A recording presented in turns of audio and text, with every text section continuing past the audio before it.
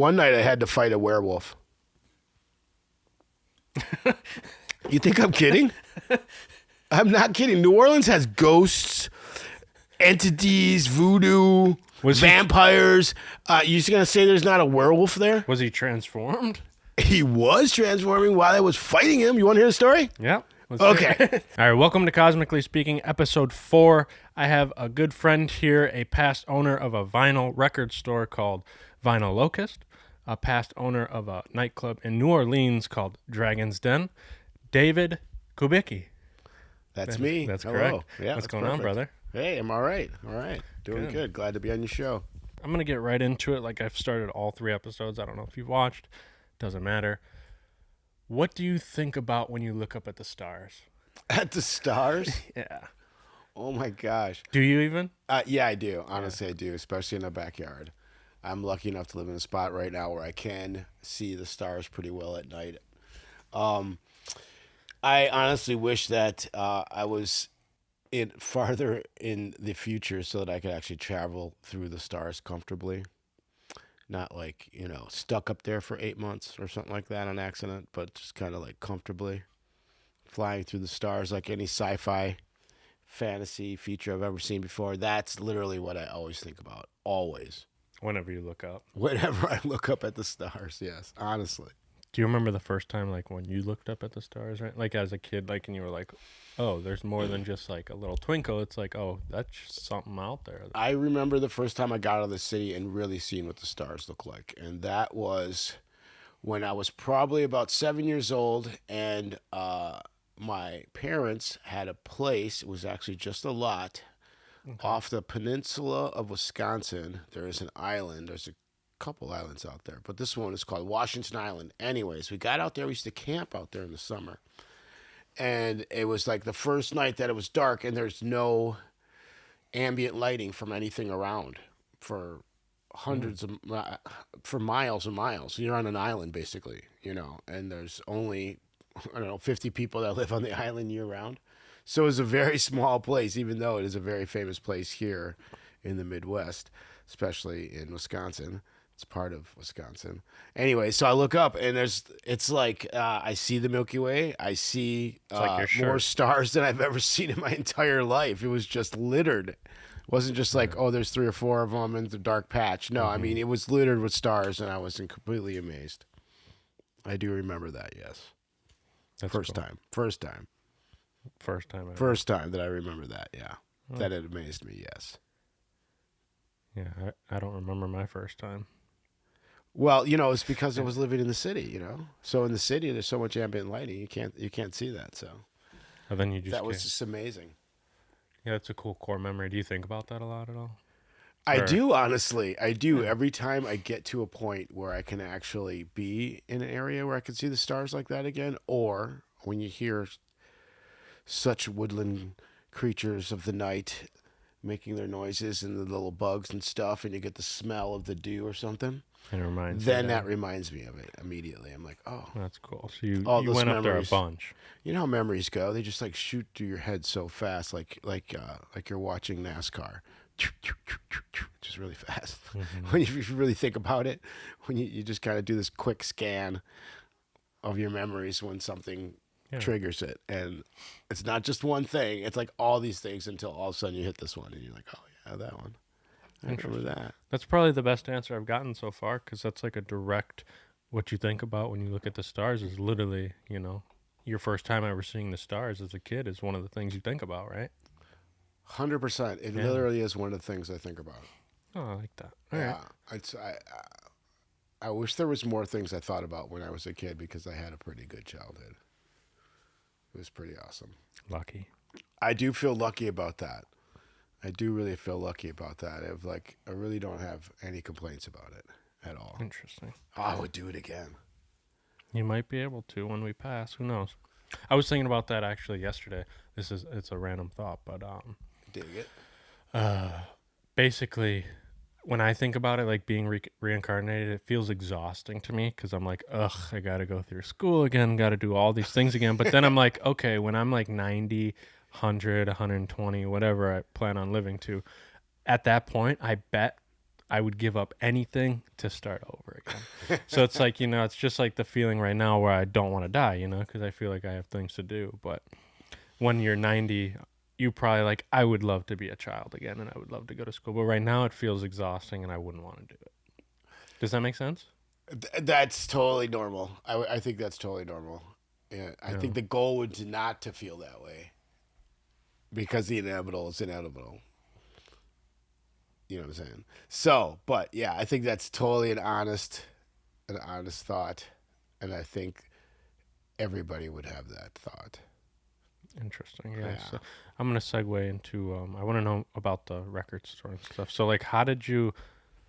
Do you remember the time or the moment where you were like, I'm gonna fucking open up a record store because it's the '90s and records are gonna be around forever for sure. So. Oh my God, you're not even gonna believe this story. This is a true story. This is a true story. So, honestly, it started out as me being a record collector. Because when I was a kid, when I mean kid, I mean like late 70s. So in 1977, I was 7 years old. I was lucky enough to see Star Wars in the movie theater, so that obviously changed my world. But at the same time, the music was so amazing, and there was copious amounts of record stores in Milwaukee at that time. So when you were 7 years old, you could go to these used record stores, and there was records for like 25 cents. Of course, there was the dollar bin. And ever since, I think my first record, I honestly don't remember my first brand new record. I kind of think it was Gary Newman, but then again, it might have been Sugar Hill Gang. But it's between those two. But I do remember that I went and bought Gary Newman brand new at the record store. And I was like, what is this? Because I like this new wave stuff. But long story short is, I originally was a collector of records because I was a connoisseur of music, because I really liked breakdancing. So you had to have the right records to make the right mixtape. And then I would make mixtapes with my records and the radio station so that I'd have the best tape on the block, so that when all those kids would get together, we could totally breakdance to my tape, which what I'm getting at is whoever had the best tape would literally be the tape that would be playing all day. If your tape didn't work that well, it wouldn't play all day. So I strive to do that, and I did that all the time. Trust me, gets to the reason why I owned a record store. So just imagine this person that's always been collecting records. I'm sure you know a guy like that. Heard tale since he was a kid, and just knew his way around all these different record stores. In fact, they all knew me. There would be like these dollar days. It'd be all you could carry for $1 or whatever. Like they would let me in the basement, literally, like the cover of the DJ Shadow record. And when that record came out, I was like, dang, that's me, dude. I'm like in the basement somewhere around the United States. I literally would drive around the United States when I was... So then I was like rapping, okay? This is getting to the record store. So then I was a rapper, like making records. What was your rap name? I was rapping like when I was like 17, so that was 1987, okay? So I'm like rapping after breakdancing, and I'm still record collecting. And I started putting together literally a public access TV show, because we were doing like little hip-hop shows in our basements, and every once in a while at a cafe would let us do it and stuff. But so then we would like... I started doing like a public access TV show, and I called it Underground Sound. Okay, so this is literally getting to this record store, and I have all these, goo goo gobs amounts of records, right? And I'm doing this rap like variety show, so I could showcase everybody that was rapping, and I was rapping, all the DJs I knew, and then finally I was literally like 17 years old, and there was this old nightclub, this old blues nightclub, and they let us take our parties that we were throwing like in houses and in basements and start throwing in this place called the Blues Oasis on Holton Street on the east side, basically River West. So I started throwing the show there and filming it, and I think that's what got me in. I was like, "Oh, I'm gonna put your blues bar on the TV, so we'll get some free promotion." And actually, the guy that ran it was this famous jazz guy. He had another nightclub next door to this store, basically on the next corner, called the Jazz Oasis. He was a super famous jazz guy, and he let all us literally 17-year-old kids throw parties at his bar, and for some reason we got away with it. At that time, you weren't supposed to be throwing parties like that. So we did that for a long period of time. And between, saving my pennies between my job and making actually money throwing these parties, I was sitting in this. I was going to college. It was my first year of college. Fast forward to 1991, and I'm going to college, my first year of college at a community college, and I'm really not digging it. I'm like, I don't want to do this, I'm like Gen Xer kid. I'm like, I don't want to go to college. This is dumb. I'm just going to go start a business. I don't know what I'm going to do, but I'm going to drop out of college and I'm going to start a business. And I'm sitting there in a laundromat in River West, and the laundromat attendant knew me, and he goes, "Oh yeah, you want?" I was like, "Yeah, I want to start a business and get some real estate, And he's like, "Well, what about that building right there across the street?" And he points at this building across the street, and it's like this 2-story building with a full attic and a parking lot, and the downstairs is a storefront. He's like, "Yeah, I know the guy who owns that building. He wants to sell it. If you want to buy it, you could get that, and you can open a business in there." I was like, "Yeah, okay, I'll take it." And somehow I convinced those people to sell that building to me. And I really didn't even, I was that kind of funny guy. Like, I really didn't know that I wanted to have a record store even at that time.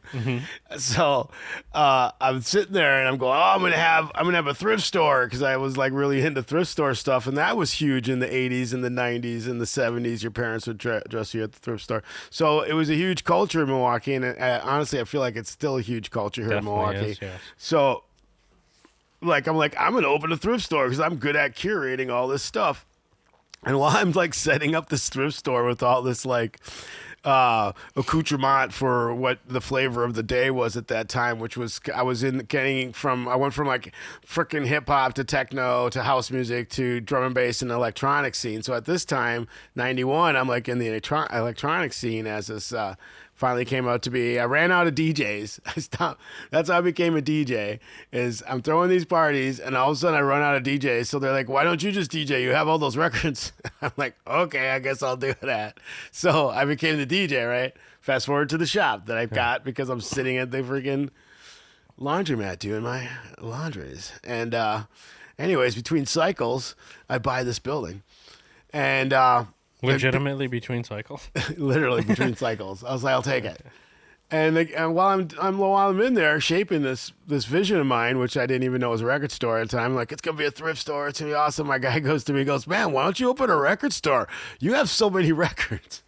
So now that I think about it, it's twice that the records have got me, because I've had so many. It's either got me a gig or it's got me in a business, or turned me into a career. So then I ended up being a career DJ and a record store owner the record store owner was 10 years. The DJing I did for almost 35 years, I would say. I retired. So that would have been 91 to like 2014? No, 2000. No, what? You tell me. 35 years ago. I started DJing in 1988. Okay. And then I stopped. 2008. I stopped. Yeah. Yeah, I stopped. I probably stopped 6 years ago, basically. Oh, wow. Yeah. That's it. Yeah, after I was doing the European tour stuff, I was like, I'm good. I'm gonna go back to the country and relax. It's been really nice. So the European tours, it was something that you were invited to or had booked but and stuff? But check it out. I mean, that is all because twice a friend says, "Why don't you start a record store? Why don't you use those records and do stuff with it?" So I get the record store for 10 years. Oh, you can't even believe it. So at this time, not only am I the DJ that I learned from all these other great DJs, because back in those days, you used to like really research music, and then you'd run into people that did it, and then they would teach you how to do it. So it's kind of like a sensei thing, student thing. And I started throwing parties in other nightclubs, because at the first nightclub. So I'm throwing nightclubs parties every Saturday night. I'm like the second room, and the headliner from whoever it was around the world is in the first room. And because we're at an underground scene, I know how these people work. I'm like, hey, guess what? After this bar is over, I'm taking all these people at the bar, and I've got this warehouse right around the corner. It's going to be about 200 people, maybe 500 people there, and we're going to play records all night long. And we got a big sound system every time. There's not even a time that it didn't happen whoever that main headliner was, they would always come and play my after set for free. That's cool. And that's how I got like a national name as a DJ, because they're like, oh, when you come to Milwaukee, you got to play for this dude, Propa Bear. That was my DJ name, DJ Propa Bear. You got to play for that dude because he knows where the after set is. Oh, he's got a record store. So they would show up, shop at my record store, get the flyer, because back in the day you had to go to a record store or something like that to find out what was going on.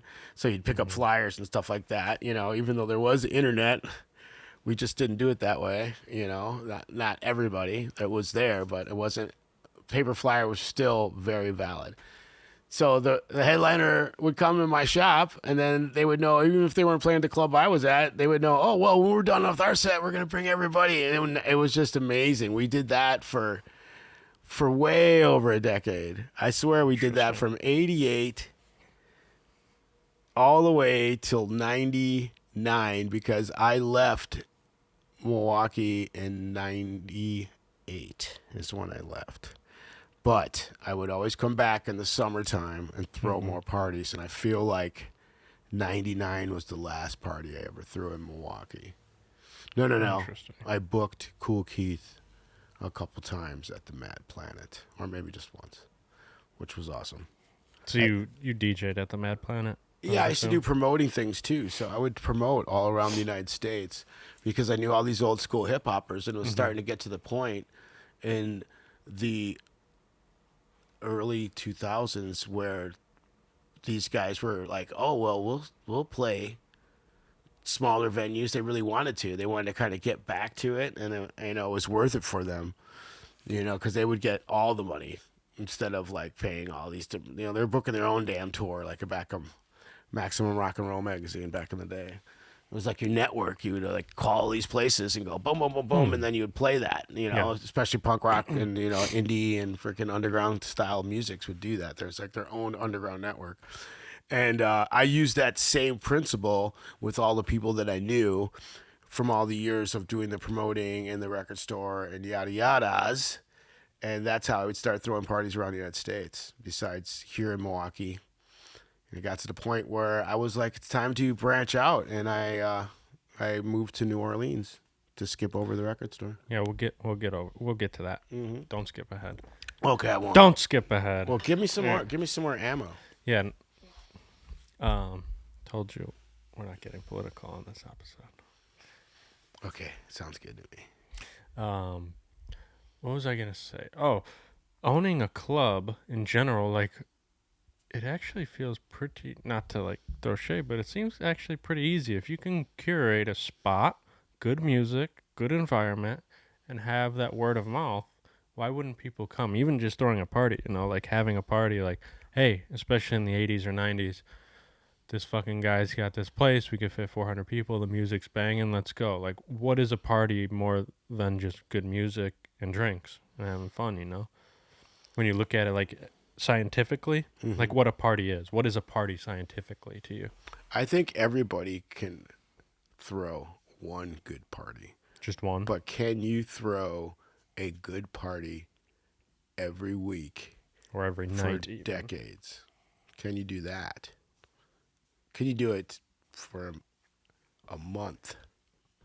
Can you? One day, every day in a row? No. Just, four of them. I think I could do one it a weekend. Personally, but that's not. The show's not about you, though. Exactly. That's what's up. But that's No, not like me being like the host or the fucking act or something. I'm just saying being able to curate and have, like, I've always thought about doing event coordination and stuff too. I think it's amazing. Yeah. I wish I would still. It takes a lot of energy. That's one thing. Okay, number one, it takes a lot of energy. And the reason I say everybody can throw one good party is because your first party, be whatever it is going to be, you're going to have so much energy to do it. You're going to pull all your network strings to get it done.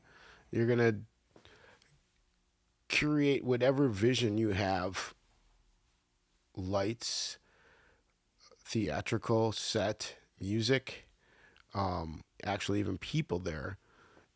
You're going to use all your energy to do that, no matter what level it is. May it be just, having people over for a potluck or having a huge headliner starring at a multi-act venue. Yeah, your first one's going to be good, but can you do that every time? Because all your friends are going to come. The hype of the first one's going to come. But if that first one is something that everybody hasn't already done before, or something's inconvenient this way or that way, or there's so many variables that make things go bad. And it's not just, oh, well, the music sucked. It could be like, well, there was no fucking parking. Oh shit, all the toilets broke. Damn it, there's no security. What do you mean you don't have any more orange juice? No ice. The ACs are broken. Oh, there's no staff. The computers went down. Nobody knows how to mix drinks here. Everybody walked off. I collected money at the door, but I don't know where it went. I can go on and on. Yeah, those are all pretty valid points. Yeah. It makes sense. Doing any business is tough for sure. And for sure. That has so many variables day in and day out, so that makes a lot of sense. Yeah, I mean, honestly, I really don't. By the time I realized that I've been doing it for a long time, I sat down and thought about how I multitask incredibly on a daily basis just to keep the whole thing breathing. I mean, and then, okay, so... And it's a thankless job. For the most part, right? Honestly, I got a lot of thanks. Well, from people that know you, but, the nobodies there that are just parts, coming in and there just are showing parts, up. They don't there give are a parts. fuck about anything. There are parts that, yes, that is totally part of it. That's totally part of it. Because you're the maestro of the party. You're the maestro of the party. You're Mr. Good Guy, And then when you say no, all of a sudden you're not Mr. Good Guy. You're the worst guy. Because you said the word no. Yeah. Do you remember, sorry to cut you off, but do you remember the most sold record you had in the store? Like when Barry Manilow hit or Bon Jovi hit, and you're like, holy fuck, I sold 1,000 records. Honestly, I wish I could really say that. I knew. I didn't know. I don't know at all. I can't. I really can't think of that one. There were so many good records that came out that sold during the early 80s, or I'm sorry, the early 90s. I had the record store in 91. The early 90s to all the way through there were so many good records, literally in almost every genre. Like everything that came out sold. And because I was a small operation, I could only buy, records were expensive back then. My orders were way over $1,000 a week, Yeah. Even though I owned the building, I was still paying a mortgage and I'm paying taxes, and I'm paying employees, and I'm also funding my after hours party, whatever, with all that money too. And I got to eat, Did you carry a couple dogs? Your dogs there? I had dogs. Yeah, I used to always have dogs. Did you carry any of the local guys like Violent Femmes or anything? I carried a lot of local stuff. Yeah, a lot of local hip hop. Everybody knew to bring their local stuff there. Because of the fact that I was a multifaceted promoter, and I don't want to see. I didn't just. So what I also did at the record store is I opened the back of it into an art gallery. And what I'm getting at is I was kind of a multifaceted artist and a multifaceted promoter. So in my theory of throwing a party, you need to curate it with people of all kinds of artistic communities. And the reason you need to do that is because you always have to replenish your ranks. Because the first party everybody comes to, they're 18. Next thing you know, they're 21. They've been at your same party for all that long. And then eventually they turn 25 and whatever. It's like not everybody wants to be at the party their whole life. So every year you have to get a whole new group of people. Interesting. Not saying that the old people are going to be gone, but eventually they're going to age out. And that's just buying records in general at the store, or what are you talking Well, about? that did happen. What happened to the record scene was a whole nother thing. It happened to a lot of scenes, kind of like COVID. It was 9/11 is what happened to the record scene. But you were out by then. No, I was in. That's what made me eventually close my record store. Yes, 9/11, because I had two businesses at the same time, and they were 1,000 miles away, so I couldn't run both of them when they were both down. Everyone says they were down at that time after 9/11. It was like, oh, we lost 50% of business. And it was more like 80% of business everybody lost. It was like COVID, but not as COVID. I feel like was Did worse, people just? but it was like that. Why were people saving their money? No, it Or was why weren't they restrictions. spending? It was the restrictions. So because those buildings came down and so many planes came down and so many people died, the aviation rules went ridiculous, bonkers. It wasn't like it is today, where you have to spend 2 hours to get there ahead of time so that they can search you so you can get on a plane. It wasn't like that. You did get searched. You went through a scanner, but they didn't do like they do now. Yeah, you could show up 5 minutes before. Immediately after the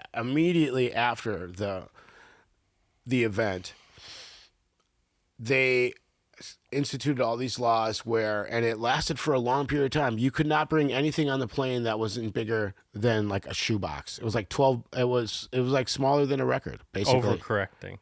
You could not. You so couldn't no bring a one. record. So we were getting all my the record God. stores at that time were getting a lot of business from like people from the not Eastern Europe, but Europe and Japan.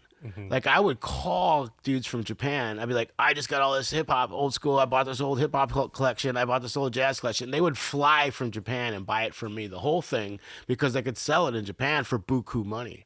It was like the era right after the era where Japanese people would like come to America, fill a suitcase up full of blue jeans, and then bring it back and sell them for like $200, $300, $500 a piece because they didn't have the blue jeans there. Literally, it was like a thing. People were getting rich that way. So these Japanese guys were doing that, and so we were making it on both ends. They were making it, I was making it. I'm buying the records for 10 cents a piece, and I'm selling to them for like $20 a piece. They take it to Japan and sell it for $200. That's crazy. That really, really happened. So right after 9/11, nobody was traveling. Nobody was, and no one was going to tourist destinations. So all tourist places lost business. All business that sell anything bigger than a freaking shoebox lost business because nobody could take it on a plane. Nothing was going through a plane that was any bigger unless it was like, UPS and all those guys. But that was going at snail mail pace because everything had to be Uber checked. They had to get all these scanners. They didn't have the scanners that they have today before that event. Now they got scanners that could scan a whole plane. They scan a whole boxcars of stuff immediately when it comes off a freaking whatever transport it does. You know what I mean? So the point is, throwing a party is super, super difficult. You have to think about all those variables, man. Seriously do. All the way to the ship's container full of your speakers. True. And big speakers used to be the thing back in the day. If you had the best sound system, that's what made a party. People were like designing sound systems just so they would go to clubs. There was a big one called, I don't even want to say the name, but it was just like, wow, you have that sound system? And you would travel just to go listen to that sound system. Literally. Chicago was like, we would go to Chicago every weekend just to hear those big speakers because they had them. We're like, I can't believe they have them. And it was advertised that they did. It was intense. That makes sense. So if that's you go all over part to of a it. friend's house and watch Yeah. a movie and it doesn't, the sound is. And you have to keep that caliber every week. And I don't care if you're just like having a poet night. You can't have the same thing every single night. You have to be able to. I don't want to even say micromanage. I don't want to see politicky, but you have to be able to navigate through all kinds of artistic faux pas and emotions and whatever to kind of make this comfortable construct that everybody can live in. And that's what I was good at. I was good at bringing people from all different kinds of genres into one room, and then they would realize, you could see the spark in the room. Wow, we all like each other's stuff. Like, wow, I didn't know I liked hip hop. Oh, wow, that's a really cool painting on the wall. I like that. That's interesting because I was thinking about like music, art, film, but even genres within music, you could just bring those people together, not even have artists and musicians and whatever else, but like just the different genres of music. And yeah, that's interesting. Do you have a favorite moment at the record shop? Like when you think about it, is there that one thought that you're like, good old days? Yeah. Okay. So Literally at the shop in the basement was my underground nightclub. And that was the favorite place that people would love to come after the big parties at the club. They would love to come to there'd be like 200 people every Saturday night, guaranteed, biggest headliner. I had it in a way that everyone was so comfortable. The neighborhood didn't care about it. I had really good sound acoustics, so you couldn't hear it outside really. You had to walk right up to the place. And lucky enough, my record store was on a corner of a busy street. Where was that at? It was right on the corner of Locust and Fratney. Yeah, there used to be a little gas station there, and right across the street, or not a gas station, I'm sorry, a little laundromat where I so acquired the place. And across the street was my place. But I had the parking lot, like I said, in a pretty decent basement downstairs. Anyways, so one night after I don't know how many years, finally the police show up. And what I would always say to the police whenever they showed up at any of my parties, I would say, well, look, sir, all of us here are 21. We do not want to drive because we've been drinking at the bar in the neighborhood, and we will turn the music down, but we're just going to all stay here and mellow out until we're all, good enough to drive.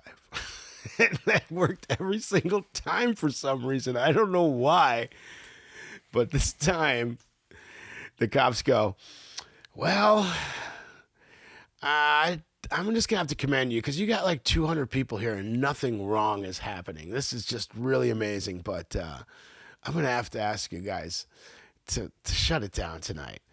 And I had the secret code, like shut it down was like, I would tell everybody, hey, on the microphone, hey, we're going to shut it down.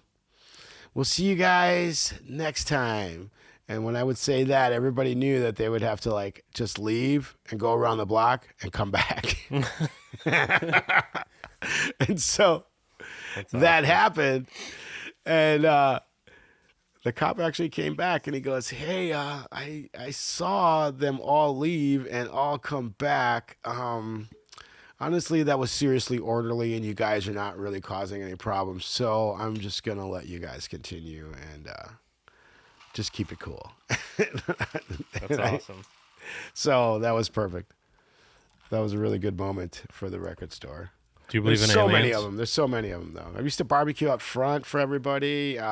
Because of the art gallery, we used to have art shows every month, so we would rotate it. I had a big old DJ booth inside the art gallery. It was pretty cool. It was a cool. You were cool no spot. studios before no studios. Yeah, kind of. We did that. We were totally I would throw multimedia parties, and I learned that by like watching crazy art movies, Mondo movies from like New York and stuff about like the factory and Andy Warhol and that crazy scene from the late 60s to early 70s. I was just like really interested in anything that was like pushing it a little bit. So I did a lot of research in that as a kid and as a young person. I was just like, man, this is cool. And then I just kind of started doing it myself because I just would always collect people. So I curated all these people and be like, look, I got a venue. Let's do this. My favorite one was when I would get rooms and give a room to each artist and go, okay, now you have to transform this room. So the whole room from ceiling to floor, so it doesn't look like it looks now. And I would have nightclubs that would let me do that. Do you have photos of shit like that? I do. I archived. I have almost every single flyer from every show that I ever played since the days we were playing at the Blues Oasis. And I had the public access show called Underground Sound. That was on TV? Yeah, it was on TV as I'm walking by. I still actually have the tapes for it too. Underground Sound. You got to bring me that. I want to see that. I should, because then maybe we could transfer it over to something. I think I have some high 8 ones still left and something else. But yeah, I have the full shows still recorded. That's awesome. Yeah, and anything I ever did on record, I had a record label for a while too. That I would always partner up with some really good people. I never tried to do I didn't do everything by myself because I did all the orchestrating by myself. So then when it came down to other facets, I'd always community up and add my energy to the energy that was already there. And if we were able to work together as a community, then I would totally do that. And that's how the record label started, with a good friend of mine. Yeah, that was nice too. So there was always that going on. I mean, I really was super busy with that all the time, besides throwing wicked parties, which hopefully the long way around there, you understood or got a little out of that of how to throw a good party. Yeah. Do you believe in aliens? You know, I think aliens are smart enough not to talk to us. So you believe in them? I'd like to say I've seen one, but Really? yeah, Get into I that. honestly believe mathematically there is definitely an alien out there. Just one. No, probably several, dozens. So you were gonna say you've seen one. No, I've seen ghosts, but I've never seen aliens. We'll get into that too, maybe, possibly. But Spooky. how did you end up moving to, like, I guess, what preempted you to move to New Orleans? Yeah. I'm How'd going to you be get honest. there? I'm going to be honest with you. What got me to move to New Orleans is I feel that I have quite a gypsy kind of sort of soul.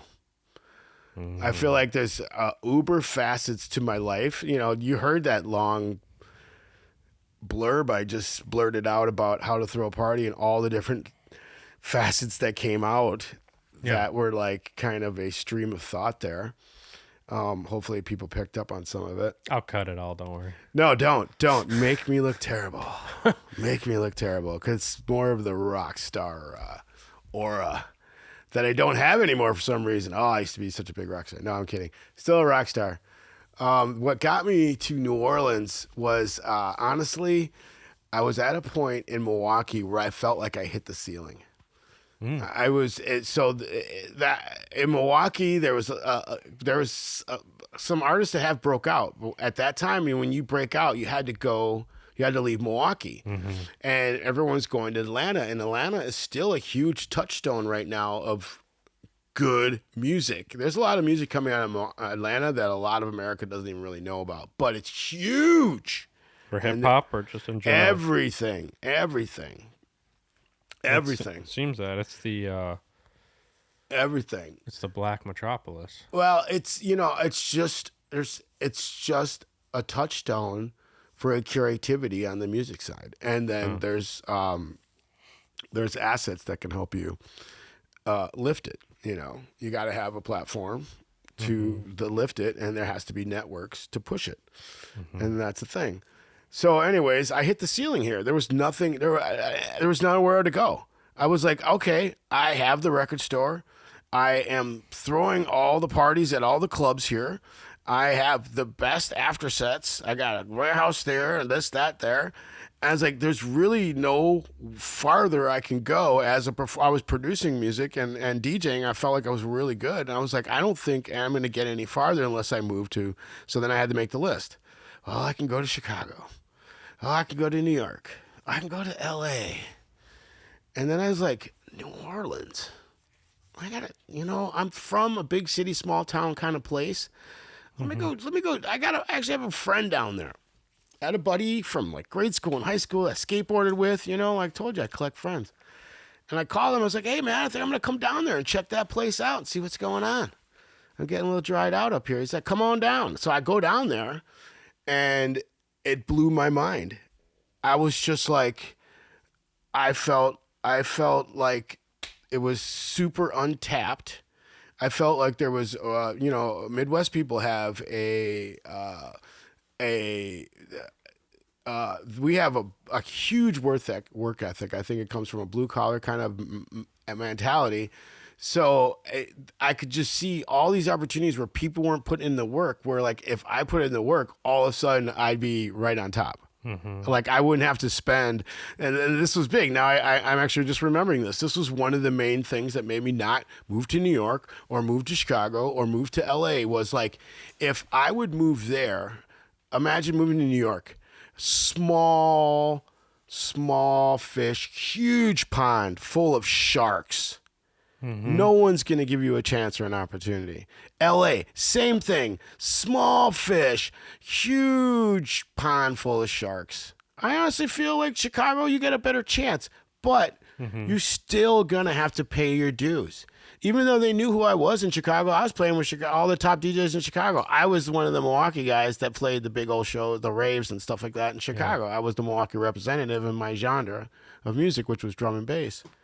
So I said, like I said, for a guy with work ethic, I was like, wow, I can get in here right away and people will know who I am.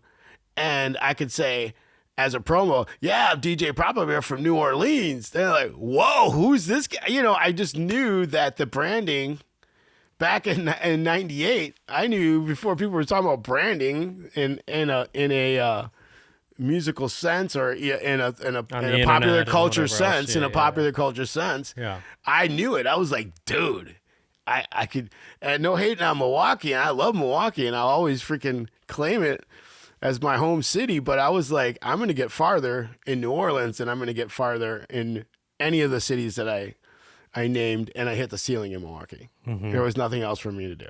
I can't make enough money to make it. And, you know, at that, once you hit the ceiling, now you're going to have the money to raise that ceiling and make a penthouse and throw the party in the penthouse. And if you're not going to have that capital, then there's no way you're partying on the ceiling for the rest of your life.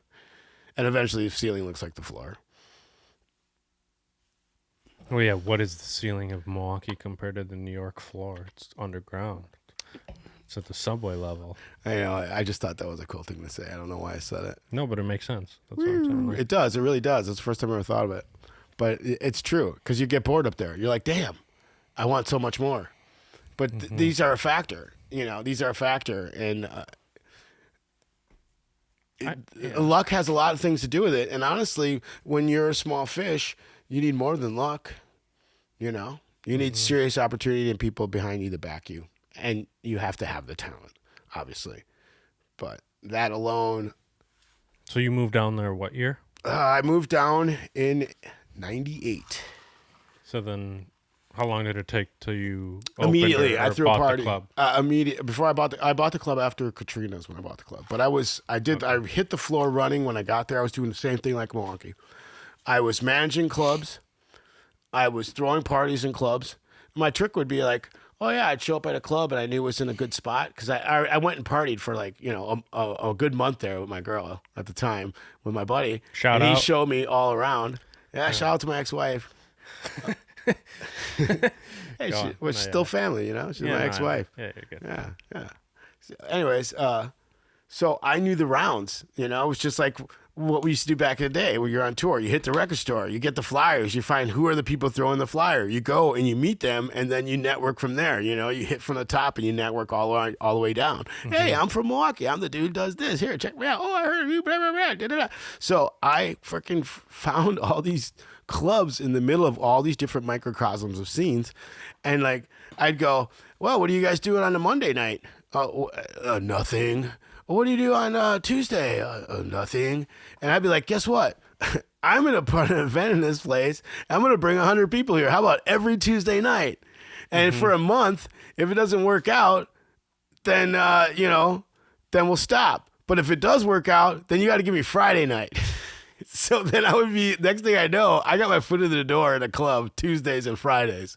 I got 2 shows. And it got to a point. I mean, I had a weekly called Bass Bin Safari. And that weekly Basement Safari. Bass Bin Safari. Oh, Bass bin is another term for the bass speaker. And I think it comes from the UK. The bass bin, Mike. King of the bass bin. The bass. So I had a show called Bass Bin Safari because, you know, it was a drum and bass show. There was Concrete Jungle in New York. And I mean, I can go on and on. So all of a sudden, I'm like running 2-3 clubs. I'm doing this for months. Next thing I know, I'm doing this for years. You had multiple shows on Tuesdays? No. At different clubs? No. Oh, okay. I would play 4 nights a week. Okay. But sometimes I would have 5 to 6 shows a week. And the reason was, I would have a poetry slam at this club. It'd be from 5 to 7.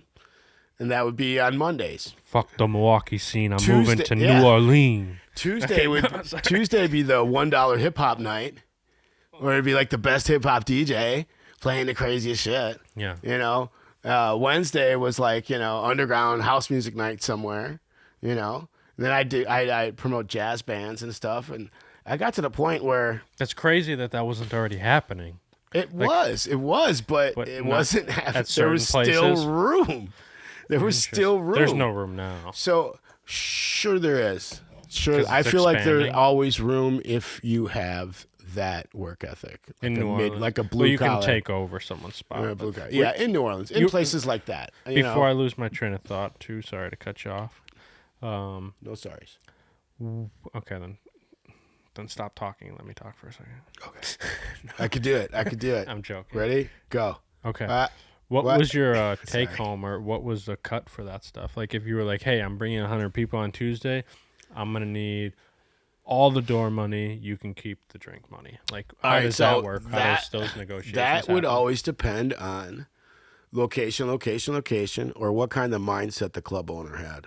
Mm-hmm. So if this was like a club owner who goes, it's his way or the highway, then you have to find ways to grease the wheels. So that would be a deal where I'd be like, okay, I'm going to give you a percentage of the door. Like maybe I'd give him 10% of the door, but you have to give me 25% of the bar ring. Mm. Or I don't want to do the door. You just have to give me 50% of the bar ring. And if it was like a Monday night, they'd be like, sure, no problem. But next thing you know, I had They that make place 10 slammed. grand, yeah. And they'd be like, But it was like you always had beer, liquor, and food has a lot to do with it. You really need to have, and I think that's what's killing a lot of these bars, and nobody can find a dollar beer night anymore. There used to be a dollar beer night. And I know everything's more expensive, but there's really terrible beers out there. So get the worst beer that costs the cheapest and sell it for $1. People are going to drink it. Even for the if hell of you it. make nothing. Right? You're going to make your a money. nickel. You're gonna break even on the beer, but people are going to buy everything else. Yeah, they're going to spend money on they're the gonna fucking drink pool 4 of tabs. those- They're they're going to gonna play the bingo Right. things. They're going to After do everything 4 of a lot. those beers, they're going to buy, Yeah, food, whatever. a will drink, whatever else. Well Yeah. drinks are the best ones to sell. You make the most money. You don't make money selling top shelf. But this is either here nor there. It's all part of the schematics of being a good club owner. Oh. So you did that for 6 years or 8 years, and then Katrina hit. Then Katrina hit. So you were there. And I was there. So Katrina hit. And what I always did for storms is I always went the opposite direction of the storm. So when a storm comes, and it was a category enough that it would blow out your electricity or it could possibly flood. So if you don't have electricity in the deep south for more than a day, it is freaking hot. And then people start getting crazy. And then you can't wash yourself or you don't have fresh water to drink and on and on and on. And it just gets really bad. It's amazing how people will turn when they don't have electricity anymore. It's a real thing. We are so used to this now that when it does go away for long periods of time, people like really get humble or get really fucking crazy. And I feel like when you see any of these things on TV, you see it again and again because people are always like, whoa, I couldn't text anybody, blah, blah, blah. I mean, it's an actual serious thing and it messes with people. So what I would always do was I didn't want to deal with that because I dealt with it a couple times. So and it's expensive to leave on a catastrophe, which the Gulf Coast has a lot. So you can't always just leave and go stay at hotel rooms because you don't know how long you're going to be there. You might be there for 3 days at, $200 a pop. All of a sudden you spend This is just for a $600. normal, like, smaller storm. Yeah, exactly. You'd have to leave because there's moments that things can happen. The small storms now in that area are category 3s, I feel like. 2s and 3s are small storms now. So what was it like being there during Katrina? Well, this is what If you mind getting into it. No, I don't mind at all. It was scary as fuck. It was really fucking scary. I don't think there's any way to be able to describe how it sounds when a hurricane goes over you. Everybody always says, you're in the Midwest. I guess you could describe it as a train car breezing past you. But it's more than that. It's just a horrific event. And the thing that happened at Katrina is that the wind isn't what did everything. It was the water. So after it passed, there was hours where we were like, oh, it's fine. It's good. But the water rose because there was a storm surge that was 23 feet tall. And New Orleans, believe it or not, is 23 feet below sea level. So it's already a bowl. All right. So when it hit the Gulf, it came with a storm surge that was 23 feet tall, and it kind of hit all the Gulf communities. It slapped it and dragged them all back into the Gulf. All that water inundated all the tributaries and shot straight up the Mississippi River, because really the storm kind of just hit right up the river. And while everybody was sleeping, because the water was slowly rising, the protection of New Orleans, which, like I said, is 23 feet below water, has walls that are about, some of the biggest ones are probably about 8 feet tall.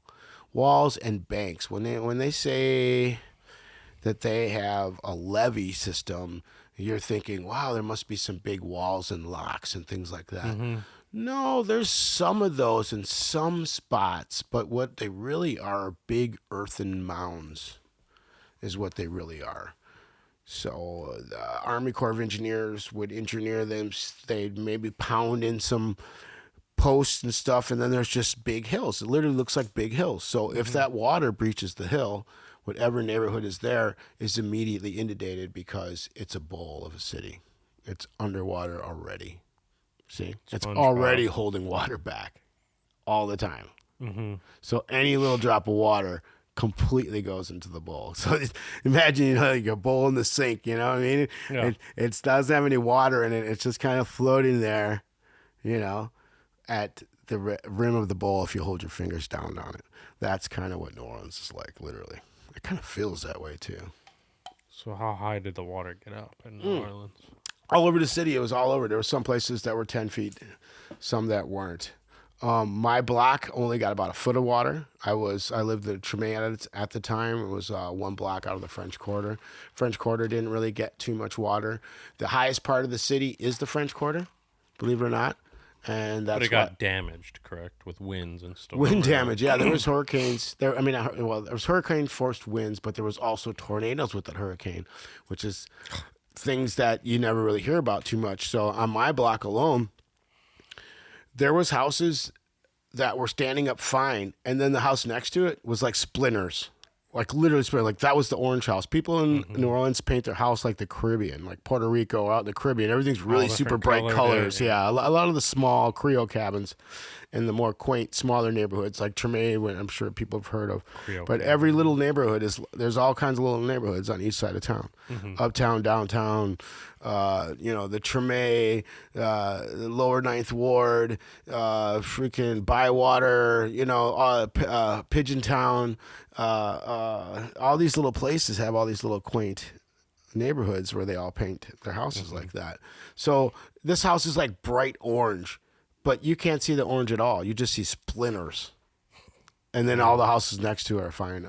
I actually always, because I was always a multimedia artist, I've been carrying a camera around for a long ass time. So I've been carrying a camera around for a long time. Yeah. So I have tons and tons of photo documentation of Katrina after the storm, events of like the second line there was after the storm, which is a big community dance for this and this and that, and block party and parade mixed in one. And it was huge, thousands and thousands of people going down these famous streets. And I have tons of photo documentation of that, those happy moments. But I also have tons of photo documentation of neighborhoods that were decimated, and it looked like a dirty bathtub. You could see the different lines and levels as the water went down. Around the whole city. It was crazy. It was like a bathtub thing around the city. There was parts that looked like it was bombed out after a nuclear war. I was like, whoa, look at this. I mean, I couldn't even believe it, what I was looking at. I couldn't even believe it.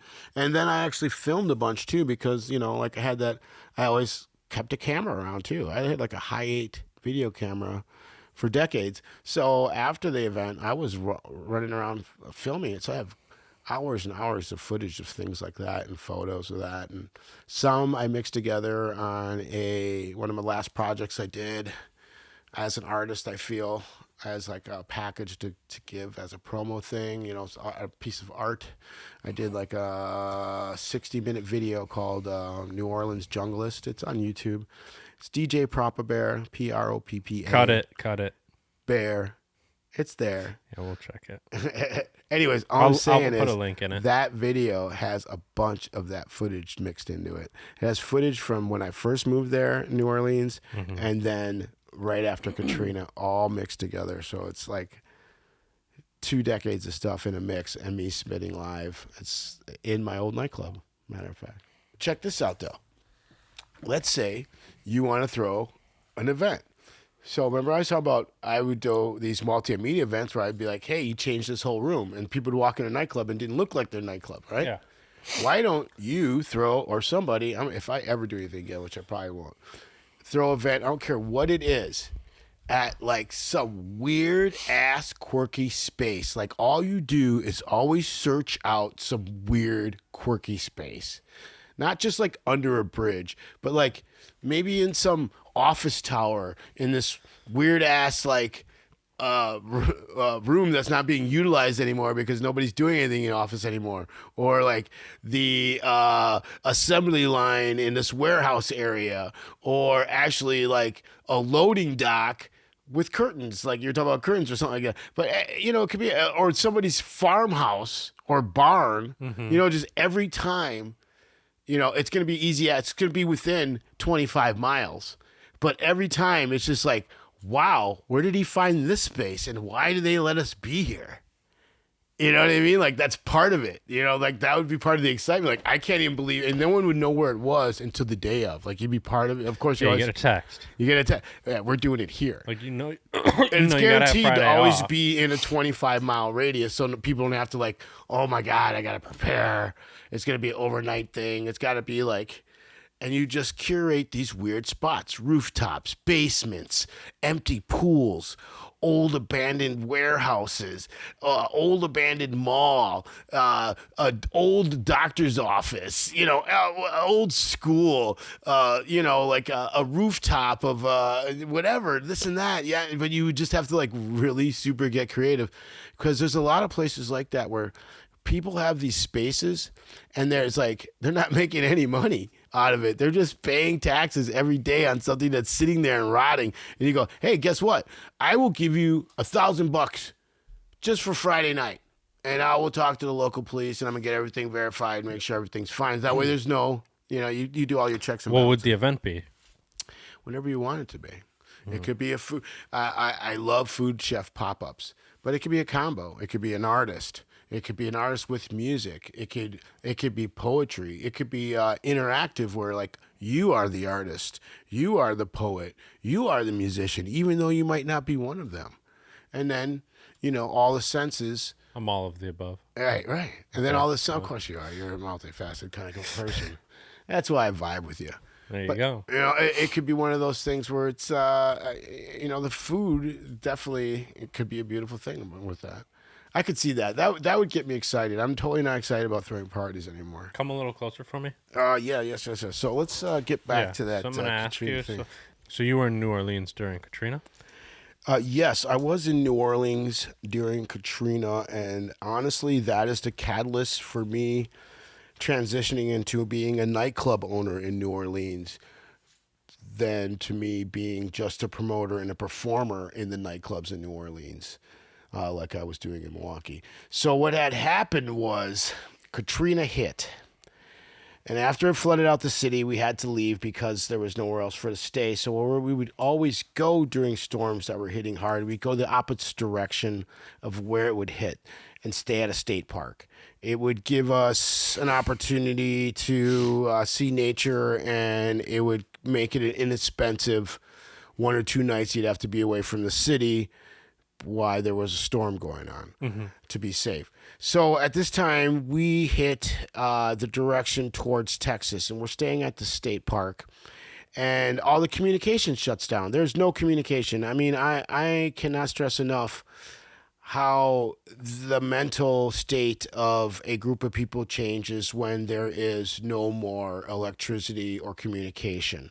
So we're there for the first couple days, and everybody's being really nice and cordial. Everybody's realizing that we can't communicate with anybody in New Orleans. And a lot of these people that are here, they're from parishes that are closer to the Gulf, and they fled for their lives. And some of their family members, they don't know if they got out or not. So these people are trying to frantically contact these people. All the people from New Orleans are trying to frantically contact their people in New Orleans or their prospective families that live in the outer communities that are closer to the water. By day 5 or 7, everybody started turning rabid. We're running out of food. We're running out of money. The people that were running the, well, I guess it's the government. Anyways, the Park Service were telling us we had to leave because none of us had money anymore to afford to stay there, because we all left with basically what we had on us. Okay, I mean, the large amount of the people from New Orleans and the outlying areas left with what they had. Anyways, so I'm at the point, I'm there with my wife, and I'm thinking to myself, we should probably leave here because this might become a bloody riot, because people are hungry and they don't know how to communicate to their loved ones that are possibly dead. And we're getting kicked out of this area anyways. So we decide to go down into the city. This is Jackson, Louisiana, I think it is. No, that's not the name of it, but I'll think of it in a second. Anyways, we go to the federal buildings down there where they're housing all these people, and Red Cross is there, and we have dogs, and they're like, oh yeah, you could stay here and get food and use our communication, but your dogs have to stay outside in these kennels, and it's like, 100 degrees outside, and we're like, we're not going to leave our dogs. And they also said, once you come in, you can't leave. I'm like, well, how are we going to know if our dogs are okay? They're like, no, there's attendants. Yeah, it wasn't a stadium. It was, a big thing like that, where, one of those places that every town has where it's, it's not a convention center, but it's a mecca of some sort. Yeah. Anyway, so we decided not to do that. And as we're like leaving in the parking lot, which is slammed with cars and people trying to get in this place, a police officer or a sheriff rolls up next to us. He's like, hey, how you guys doing? What's going on? And I said, do you need any food for your dogs? He saw our dogs. They're like, yeah, we do. And he like opened up his trunk and he gave us these big bags of dog food. He's like, is there anything else you need? I said, well, I think we're kind of good, but there's like 2,000 people back at the state park over there, and they're out of food, they're out of money, and the Park Service, they're going to kick them out, and I think it's going to turn into a riot over there. People are really losing it because they can't get services that they need, and they're at a moment of tremendous stress because of the situation. And he goes, okay, hold on a minute. Let me get on the phone. I'm going to see if I can do something about this. So he gets on the phone literally in front of us. He calls his church, and he calls a couple other churches he knows. And then he calls the state park thing. Then he walks up to us and says, all right, I called the state park. Everybody gets to stay for free, okay? Get back there and let everybody know. And on top of that, all these churches are coming, and they're coming with this big old barbecue wagon and this pancake wagon, and they're going to cook for everybody, and they're going to figure out what everybody needs. You just get over there and you let everybody know, okay? And I was like, heck yeah, thank you very much. Heavens yeah, whatever yes. I was on some yes at that time. I couldn't even believe it because I'm like in a moment of heavy stress. And the guy goes to me, this sheriff, and he goes, hey, is there anything we could do to help you? And I was like, I just unloaded on him. And he's like, he had it. And once I got back there, the church was already there. Whoa. They had like this huge barbecue pit pulled out, and they were grilling and for people, and they were cooking, and the forest people were coming around telling everybody that they could stay for free as long, and taking names and making sure that they could at least register everybody and make sure they're who's there, just in case for this and that, even though everybody was registered, but they just redid it again because there was thousands of people. People just kept showing up there, okay? And so then church people start coming around with like little notes pads and stuff, and community people, and they're like, is there anything you need? Do you need money or anything? And I was like, You know, I could use some money. We're going to try to go to Arizona. At the time, my family was living in Arizona, my mother and yada, and I was like, we could go out stay with them. So we just really needed to get some money to get out there. So they gave us all this gas money to drive out there, and that's what we did. We loaded up the car with the dogs, and we left everybody with their bellies fed. And I honestly believe that was a moment where not only did it change my life because I really got to see community work. That was one of the first times I seen a large amount of community help each other, regardless of what was going on or who the people were, because people were about to hurt each other. And then they just came out and just flooded everybody with help. And it just, honestly, that was the first time I saw that ever. I've seen it many times after that because I lived in such a floodplain prone area that I've seen it again and again and again. But that was, I don't even want to say humbling. It spiritually just kind of awakened me in all kinds of ways. It made me feel good about humanity again in a lot of different ways that I haven't seen in a long time.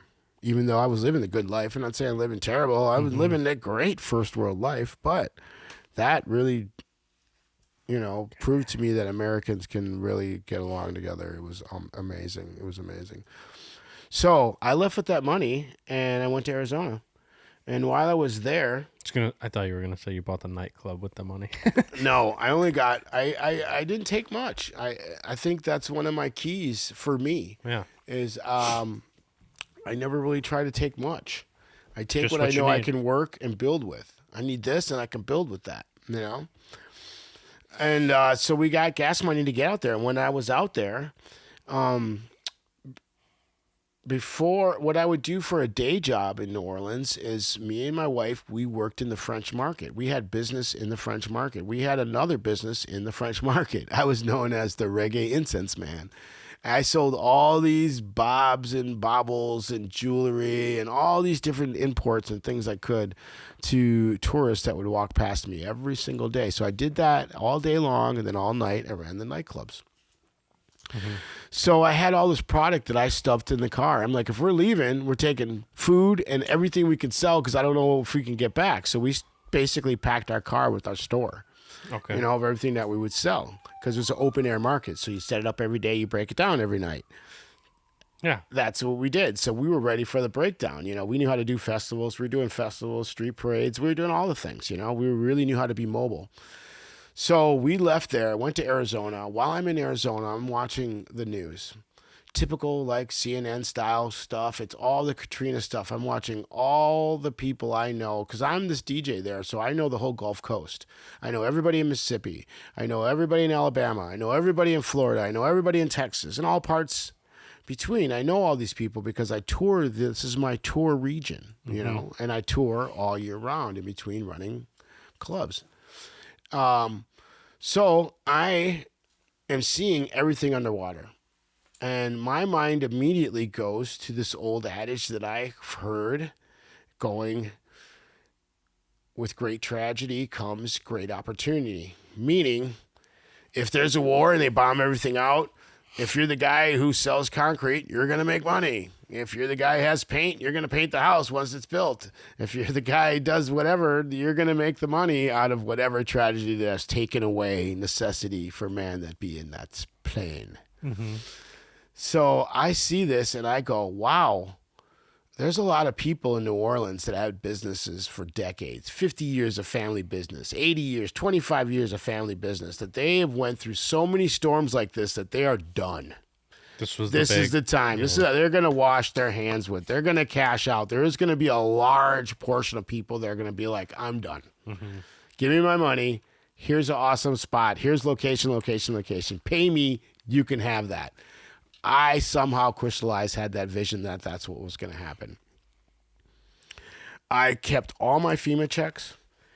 I went to the University of Arizona and set up a jewelry booth with my wife at the time, and we sold like $3,000 worth of jewelry on the first day because I put a little sign up said New Orleans jewelry artists, and everybody was like, What? You're from New Orleans? Katrina? This was in Oh my Arizona. God. This is Arizona.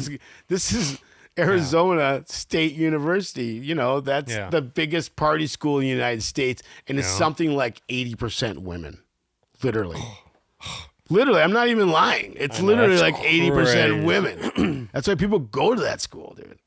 Because they know it's a rager and it's full of girls. And it's like that's where a lot of rich people go. It's 4-1, right? Yeah, it's insane. It's insane. It's insane. Yeah. Austin is the same way. It's insane in Austin. I'm going in a month. When you go to Austin, which I played South by Southwest a bunch of times, sidebar, when you're in the bars, women walk up to you and ask you if you want to dance because there's so few men.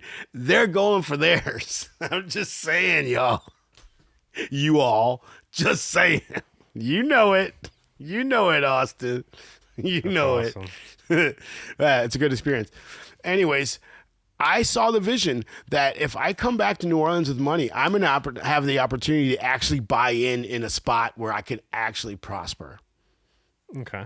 So I was like, this is my moment. This is my moment. I'm going to go back to New Orleans. I'm going to buy a nightclub. I'm going to finally own my own nightclub. Not only my own nightclub, I'm going to own a nightclub in New Orleans. This is big balls talking. And I knew I could do it. I just had the vision.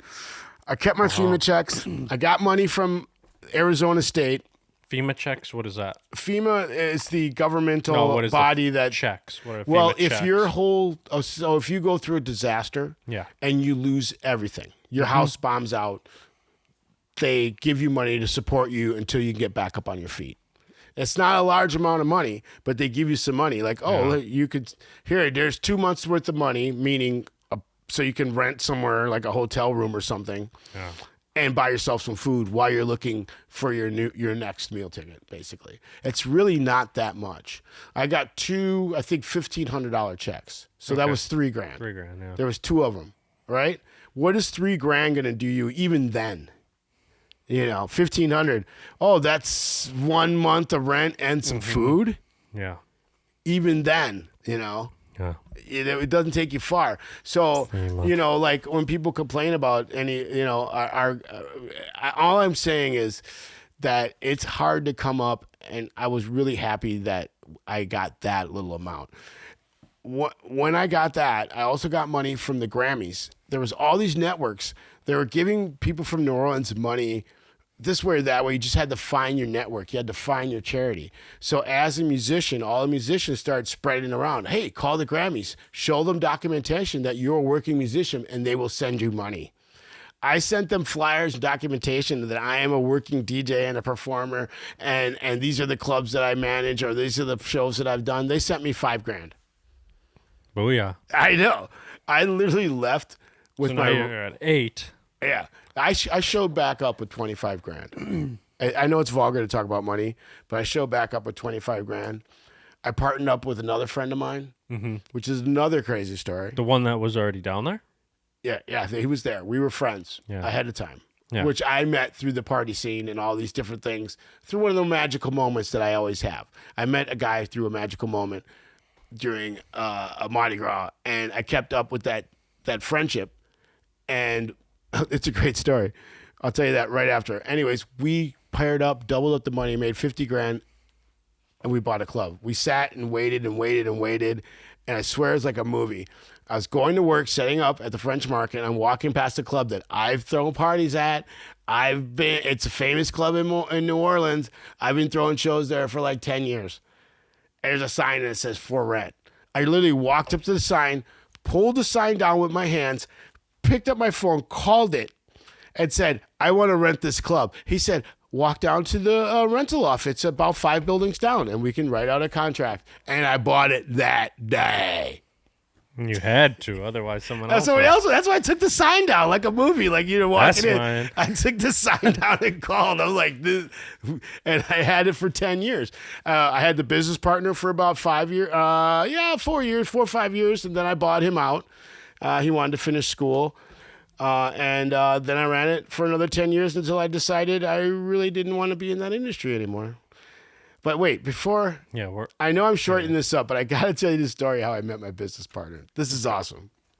So my club is on the corner. It's still my club. I don't care who owns it. Dragon's Den is still mine. I made that place so more famous because I owned it. Anyways, it was on the corner of Esplanade and Frenchman. Frenchman is known as the locals block in New Orleans. This is where the locals hang out. Everybody hangs out on the French Quarter in Bourbon Street, but the locals, everybody works the bars, works all the restaurants, they all hang on Frenchman Street. Okay. Right? And then during Mardi Gras, it's just huge. That's where the real is. Only the locals are there. Big bonfires in the middle of the street, brass bands everywhere. So I'm like, I'm a local. I want part of this. I started this tradition where I would drive up this pickup truck. I drive up a Ford 150 with a sound system strapped to the back with 2 turntables, and we would just take over a corner. Next thing you know, it'd be like 3,000 to 5,000 people just dancing to everything we're playing, just banging. Rah, rah. I used to manage the club next to it called Cafe Brazil, one of the first clubs I ever managed. This great, famous club guy for decades and decades and decades. I came in at a lull. It was kind of lulling. I kind of brought the scene back up for all these little areas. In that area. Yeah, like all these little areas, all these little artistic communities. That's what artists do. We come and we find a lull, then we build the area, and then the corporate come in and take it over and then make it into a corporate thing. That's what happens. Artists always go into the bombed out area of any city. They open these little galleries, they open these little cafes, and it's a little rustic area, and it's artistic and boutique-y. Next thing you know, the corporate comes, takes in Insomnia Cookie. All these things are there. Brooklyn. It's a thing. Yeah, there's so many places. Look at Chicago looks like now. Yeah. You know, it's so many things. So anyways, I'm in the back of the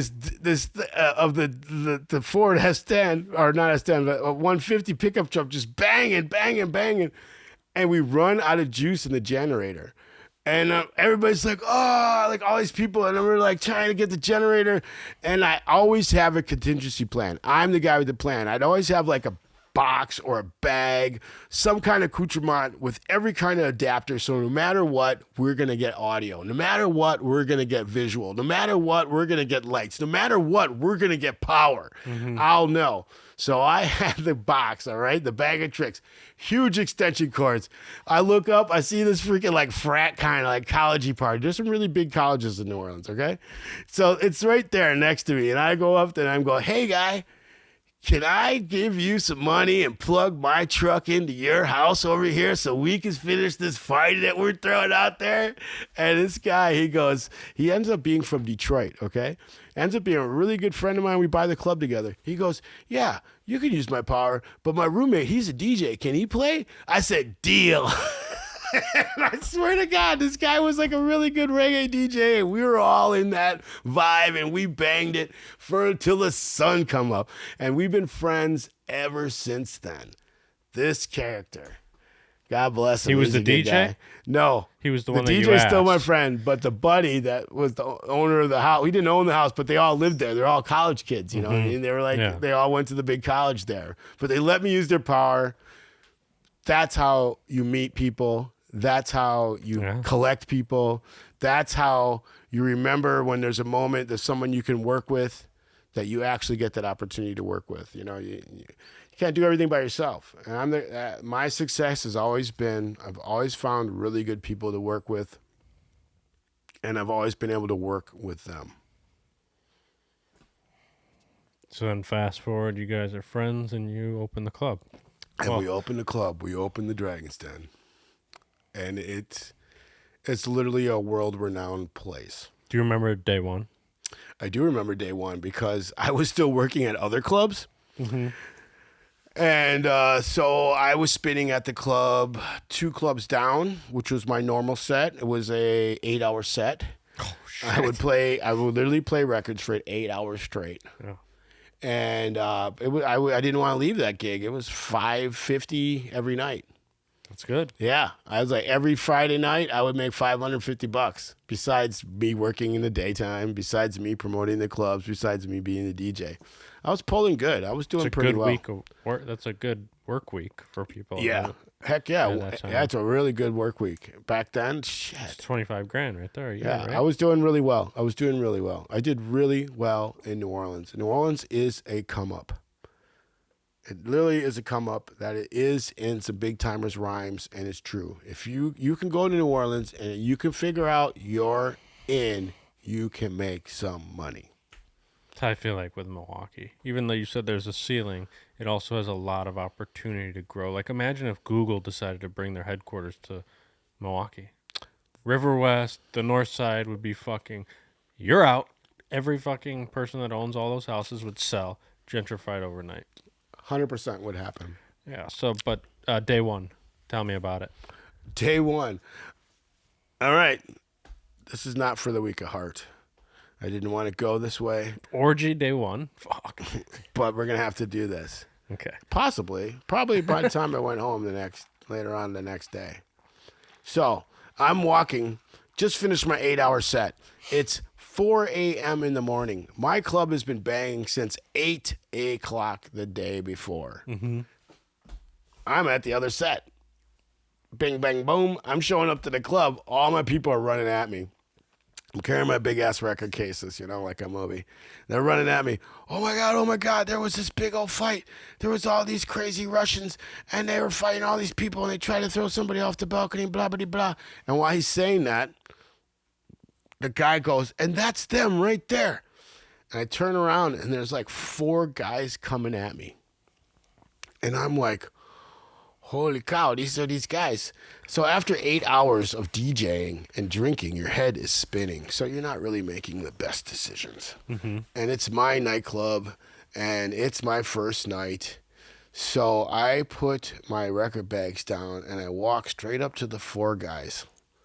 And 2 of the guys, I grabbed their heads. Lower or top? And I take the 2 guys on each end between all 4 guys, and I go, bang! And somehow I hit all 4 of their heads together. 2 of them immediately hit the ground. One guy is just shocked and staring at me. And so I push him down. And then all of a sudden, the biggest guy just charges me. And he charges me, and we're wrestling. And I'm like, you can't wrestle me because I'm going to put you in a hold, and I'm going to hold you until someone come and get you. Mm-hmm. So this is night 1 of my club in New Orleans. I'm already twisted because I've just finished a show 3 clubs down the block. And it's like New Orleans. It's always like Mardi Gras at night over there. So there's people everywhere. There's police everywhere. And I'm holding on to this guy, and he's banging on. I'm going, oh, my gosh, this is crazy. And the police finally come. And they go, what's going on? I'm like, I'm the club owner here. These guys came in here, and they started a fight, and we threw them out, and they tried to come back. So I held them here until you got here. They were like, okay, that's good. I just got to let you know that these Russian guys can be vindictive. And that kind of startled me. I was like, holy frack. I'm beating up the Russian mafia now, their children, and now they're going to be over here tearing me apart. Great. Cops basically told me to watch my back on the very first night I opened my nightclub in New Orleans because I beat up 4 Russians.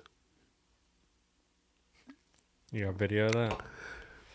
No, I don't. That was before I set up my video system. But I remember afterwards, I went in and partied for a whole nother day with at least 300 people because everybody was so happy that our scene had this club. Were they Russians that were at the club before? Do you even know? Like, was that a spot that they frequented before? No, they didn't because you were there working at that one I too. threw parties at that club. I had a weekly at that club. It could have been them just coming from literally Russia They for could the have been- weekend For sure. for New Orleans because you never seen them again. I didn't, which was surprising. But I knew a lot of DJs in the Russian DJ scene, and they'd always try to get me to come out to Pensacola to their DJ party. Like, oh, you should come. You should come. Well, Proper Bear, you should come. And I was like, no. Because I was like, these mugs are trying to get me. They're going to kill you. They're going to kill me somehow on the side. Something bad's going to happen. I was like, no. Right after Sorry, that. buddy. It kind of ruined my ins with I had all these like Russian college student buddies that were DJs. They still came and hung out with me, but they On would your be. turf. I was like, yeah, that I would never go to their parties because I knew it was a setup. Oh, it's good that you knew. It is good that I knew. It was good that I knew. Yep, it was good that I knew, and that was part of being a nightclub superhero type of guy. These things would happen. You had to know how to navigate these type of things. Honestly, I was on total automatic. Now, when I look at it later in life, Yeah. all these things, the way I orchestrated and dealt with everything and handled everything, I used to call it like almost a breathing entity, the way I would have this huge, it's not even a microcosm, it was a huge cosm of artistic stuff happening that allowed me to eat every single day and enjoy myself. And with the cosmos and how the universe works, the Russians are going to watch this podcast and they're coming. They're coming. Come. You know, those Russians are going to show up, buddy. And you know what I'm going to do? You know what I'm going to do? That's right. They had their head knocks before. They're going to have their heads knocked again. Those guys are grown up. They were growing up then. Now they're grown up now. I bet you they still got a few aches and pains. A few aches and pains from that day because I brought the pain down like the crusher. It was great. It was so great. I was going to say, if it was a normal person, you made them Russian after that, but... They were rushing their way out the door. What happens if you clunk two Russians' heads together? What do they become now? Polish? Well, I was thinking that these little dolls would come out. I was thinking it was going to keep shrinking down to little more Russian versions? doll heads. Yeah, but it didn't happen.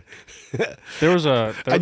Wait. I got to tell you something. Yeah, okay, yeah, of one more course. thing about a nightclub thing right now on this real quick is that I was doing security for the first 5 years of being the nightclub owner until it got a little too rough and I did not like waking up in pain. Don't do your own security. Always get other security and make sure the security is a good security you can trust and they go by the rules that you lay down. It's just a quick one for all you kids out there and old guys who want to do something. Don't do the security yourself. So you did the door, or like when something went down, you came out the office and went, all right, let's go. Exactly. Yeah. I was the one to push people out. Yeah. One night I had to fight a werewolf.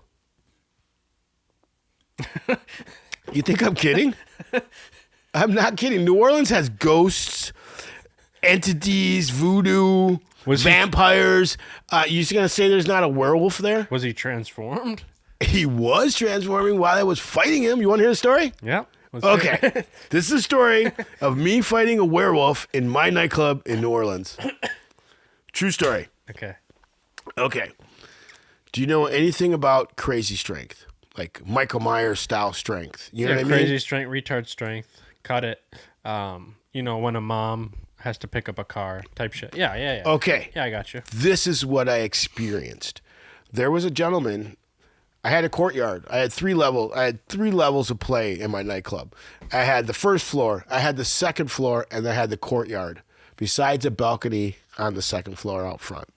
All these areas were parts where people communed. All these areas are utilized to show community. All these areas are utilized to use art to bring community. Yeah. First 5 years, I'm doing my own security. So someone would say, hey, there's somebody over there that's acting strange. We're not comfortable with him. Can you go say something? So I go into the back, and there's this big dude in the back, and he's obviously mentally ill, right? Mm-hmm. So I try to be cordial with him. I'm like, sir, I'm sorry, but I can't. You're not.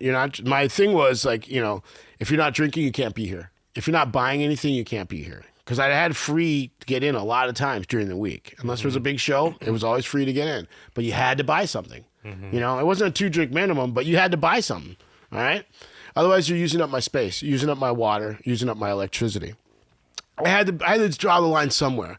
Because if you don't draw a line, then everybody comes in and tries to do whatever they want. So you have to make and that line is a difficult line to hold because you have to do it in a way that makes everybody comfortable and everybody happy. But you can't make everybody happy. This werewolf was not going to be happy. So this gentleman obviously was a little mentally disturbed.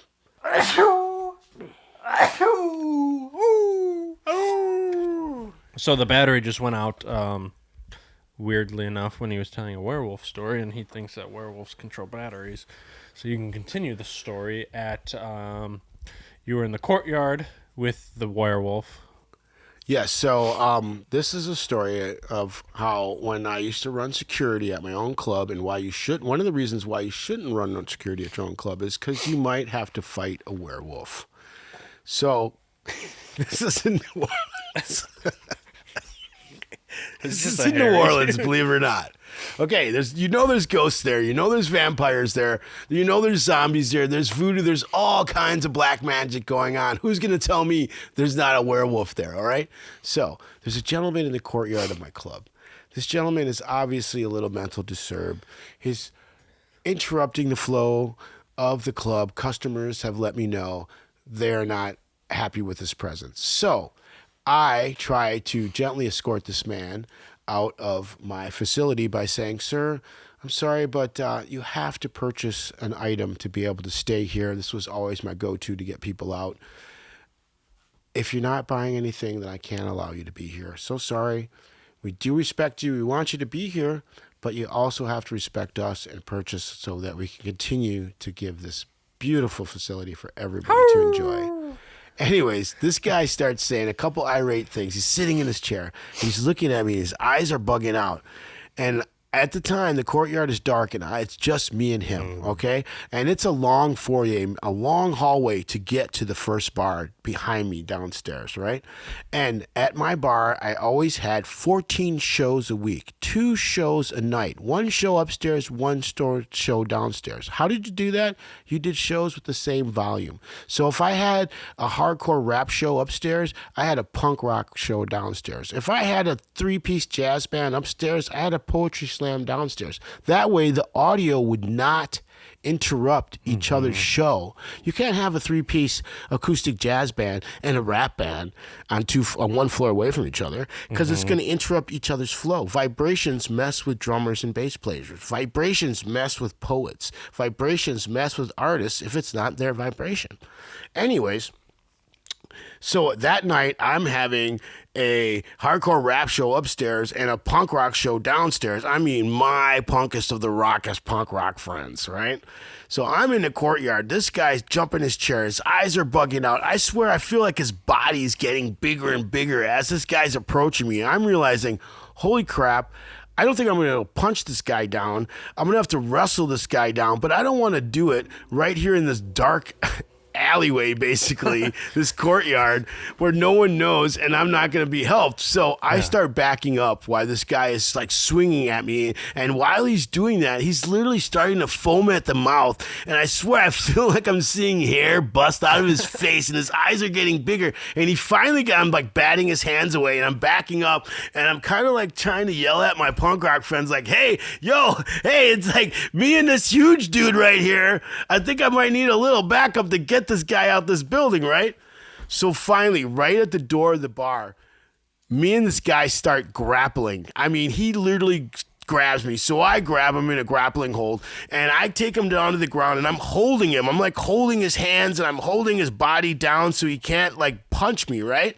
While he is doing it, he's still foaming at the mouth, and because he can't use his hands, this gentleman starts to try to bite my face and my body. He's like, and he's like ravishly going crazy and like seriously berserker style while I'm holding this dude. And I'm like, oh my God, I'm losing my strength. I don't know how much longer I can hold this guy. This guy's going to try to eat me or something, right? I mean, he's literally turning into a werewolf while I'm holding him down because as he approached me, as we engaged, more and more, not only was his body seeming to get huge, his gestures were getting huger, his strength was getting huger. It was like everything was busting like hair out of a freaking werewolf. Finally, while I'm holding this guy, there's like a bunch of punk rockers kind of standing around us, and I look up, I'm like, yo, bros, it's me, Brix, which is my nickname. Yo, come help me out with this thing. I was going, and they're like, "Oh wow, we didn't know it was you." And like these guys are just gonna like just let 2 people fight. Well, I guess that's totally normal anywhere. But I guess if you don't know the people, you're just gonna go ahead and let them fight. I guess for a while when you're living in such places.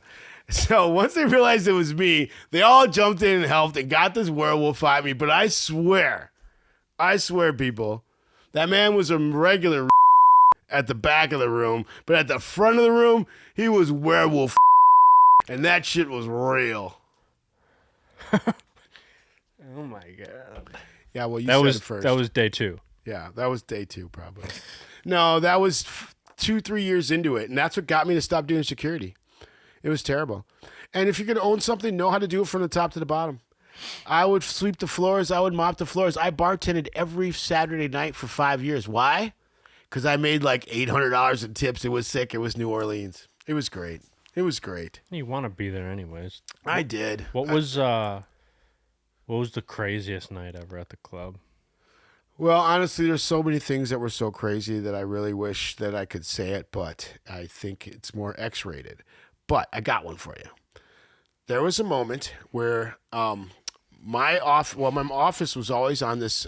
There was a back portion of the building, kind of like a shotgun. They call these things shotgun homes in New Orleans, meaning that when you open the front door and the back door, you could see all the way through the building. There's no walls covering, and the way they built that, because it was before air conditioning, you could open the doors, and the wind would blow through. Okay. So there's a lot of shotgun homes in New Orleans, and there's double shotguns, meaning there's two houses built together, and they both go straight through, all the way through. You walk in the living room, then you walk through your bedroom, then you walk to the kitchen. No walls. No walls. It's straight through.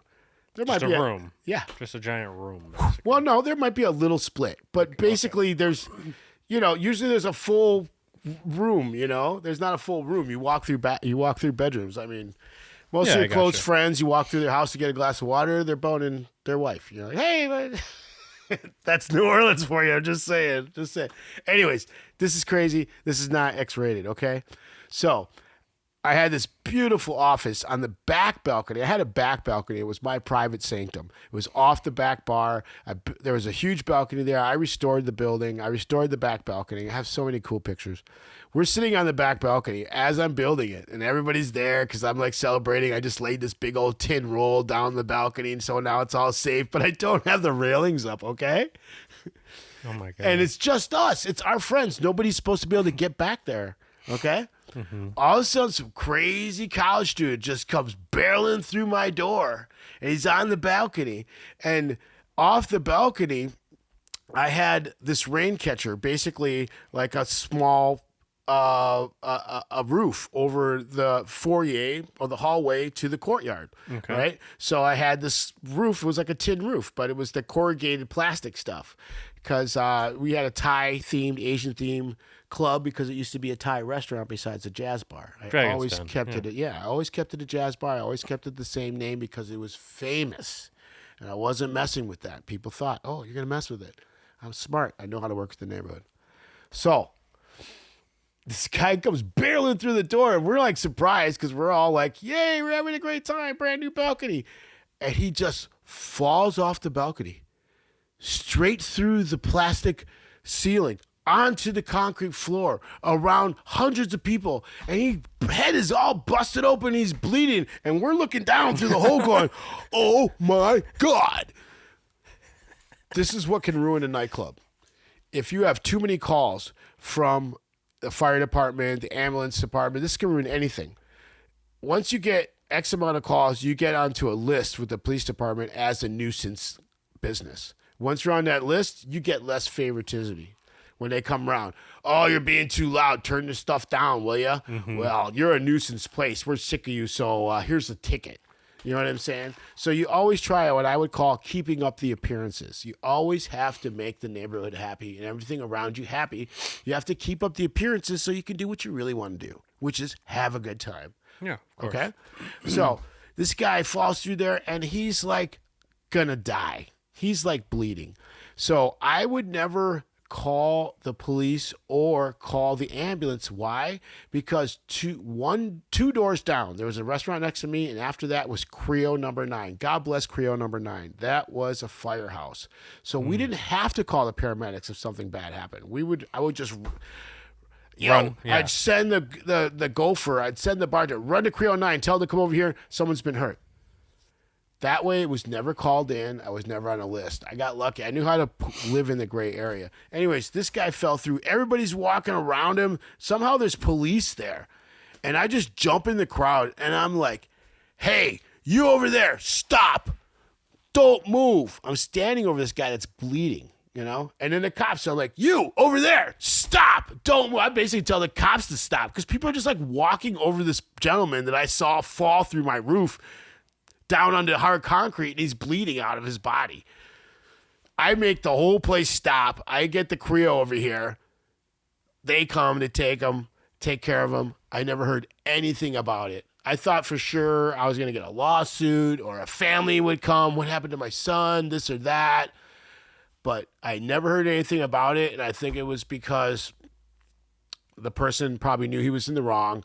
And I took care of them very well. And I had the calm, cool head in emergency situation, how to handle that, expedite that immediately with very little collateral damage. It's crazy. Mm-hmm. Got any other highlights?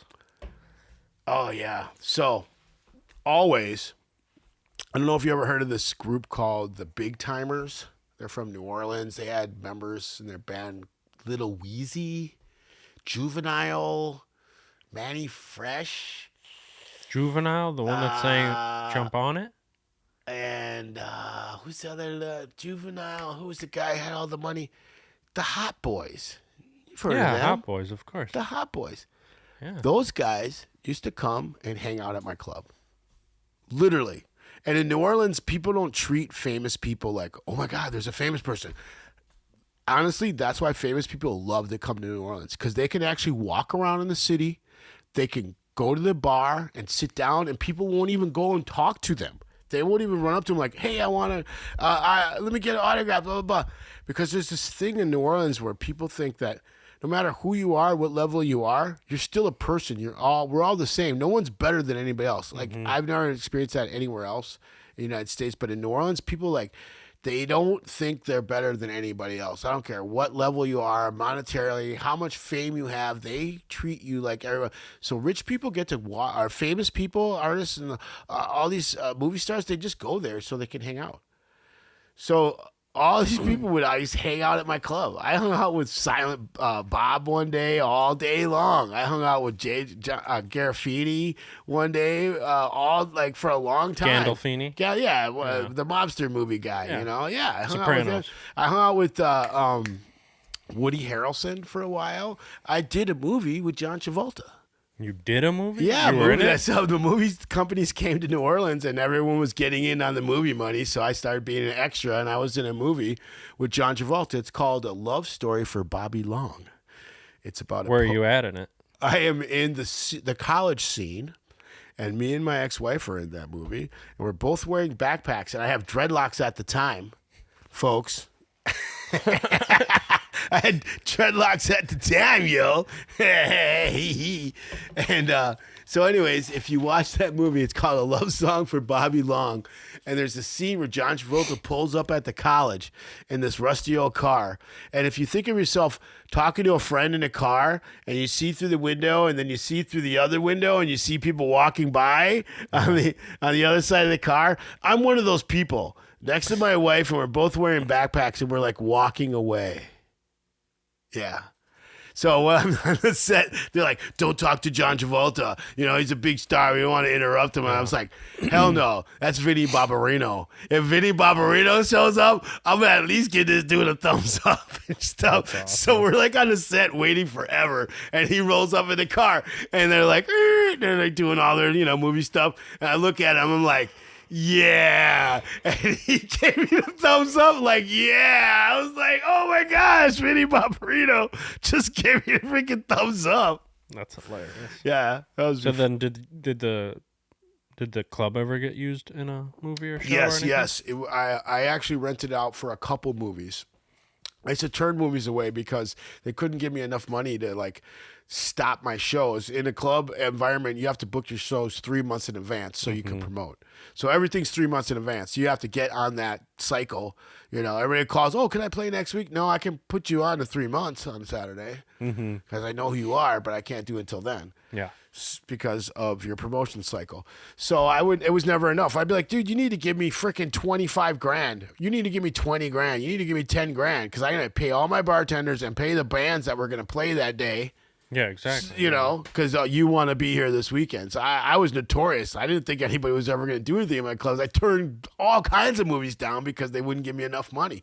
They were trying to really, I knew these people have millions of dollars. It costs millions of dollars to make a movie. And you're going to try to give me $3 or $4 grand to use my place for 4 days? You. I want dollars, bro. So what movies were made? So there was Or a you- movie that was made there. I can't remember what the second movie. One it was like a little local one. I can't remember what it was, but the one I remember had the child actor as an adult from the second Terminator. Right? Judgment Day, is that 2 or is that 3? Yeah, John Connor. John Connor is in this movie. It's called, I want to call it something The Damned. It's like the Prom of the Dam or the Damned Night or Hell Night or something. Nothing super big though. Not really. I mean, for cult people, it's kind of big, I would think. Oh, really? Yeah, Okay. yeah, for real. I have it downloaded. I'll bring you a copy on USB, even though I've given John a couple movies on USB, but he's never watched them. Just one. Not even the King Kong. He's like, I really love Godzilla and stuff. And I was like, I brought him this Godzilla movie. He never watched it. That was like 2 years ago. But I get it. People are busy. I'm busy. You're busy. You can't. I can't be him. He can't be me. You know what I mean? We can think the same thoughts, but they won't be the same thoughts because I'm thinking in my head and he's thinking in his head. We'll never be able to express it. It's just the way it is, and you got to deal with that, folks. You have to deal with that. And once you get over that, then you can just be happy. Yeah. See how happy we are? Yeah. I'm happy. It's good. What did owning the nightclub in the end teach you, if anything? Oh my gosh. Do you know what it taught me? Do you know what it taught me? How to have sex with 4 girls in one night? Yes, that is one of the things, but it's not on my top. Leave it in. It's not my top 10 list. Give me a couple things at least. What comes to Okay. your mind? Like, All right. So this, look, I don't want to just talk about myself, even though the show is about myself. yeah. But it did teach me about the power that I had, my superpower. I have a superpower of being able to bring lots of people together at the same time from different genres and have a communal good time. That is super huge power. Creating community. Yeah, and with that power, you could also go to the dark side. You could manipulate that in ways for your own lustful benefits, be whatever it is. Bill Cosby. Yeah, it could be whatever. It could be whatever. It could be whatever. It really could. And so what I did learn is the beauty of that. And I also did learn that sometimes all that beauty isn't what it really is. It's sometimes people are just there for the ride. And why the whole time you're trying to build a community thing, they're just trying to get their extra ride.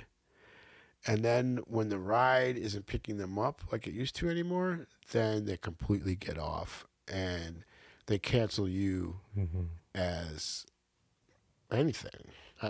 I don't want to say driver because they cancel you as another rider. They just don't want to ride with you anymore because you're not providing. And that part I didn't like. I didn't like that in the end. But that comes with New Orleans and the party scene. If you're not That comes providing with the party something scene that everywhere. someone... Yeah, that's interesting. Yeah, and that part I didn't like. I didn't like that part. I didn't like, Because a certain type of person that wants to party 4 times a week, I did. It's a lifestyle. I No, did. but I the loved person it. that doesn't own the business doing it, I understand that. But imagine being the person that's just showing up to these parties. Yeah. I understand being the party person. Yeah. That's a skill all on its own, but like I say, like if you're running it as a business, then that's what it is, Sorry, it's a business. Today it's not free. True.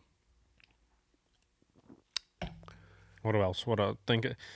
Tell me something else that happened at the club that was insane. Okay, well, I used to see this ghost all the time. Oh. I used to see this ghost. It's Yeah. not like I never believed in ghosts, okay? But I always felt like there probably is a ghost, okay? So I used to see this ghost in the stairway by the foyer. There was a stairway that would go upstairs, and it was kind of twisted. And I would be there early in the morning and late at night all the time because New Orleans bars run 24 hours. Now, I would close for about 4 hours so that I could replenish my stock, and then I would open again. So there was moments where I'd be in that place by myself. And this place is right off the bank of the Mississippi. So the Mississippi River was there, the train tracks were there, and then there was my club. I swear to God. and it was right at the edge of the French Quarter. Not like far off the edge. The corner of the French Quarter was right there, and I was on the other corner directly across the street. I was across the street from the U.S. Mint, which was over 100 years at the time. It used to be a famous prison. Al Capone was there for a while. It was the first U.S. Mint for the United States. I know all kinds of American history because I find it interesting. And New Orleans, Louisiana, is chock full of gigantic amounts of American history that honestly people should look into. So I see this ghost all the time. And what I would see is like it's almost like a cowboy. But like when you think of a cowboy in the rain, when they would wear those big dusters and they'd have a big hat that's just kind of rain soaked and you really couldn't see them. You just saw like a big leather duster jacket, and a big hat just drenched with rain and dark face. So I would see this gentleman. It'd be like this dark cloud with a big cowboy duster and a big old hat floppy, and you could never see the face. It was all kind of smoky and dark.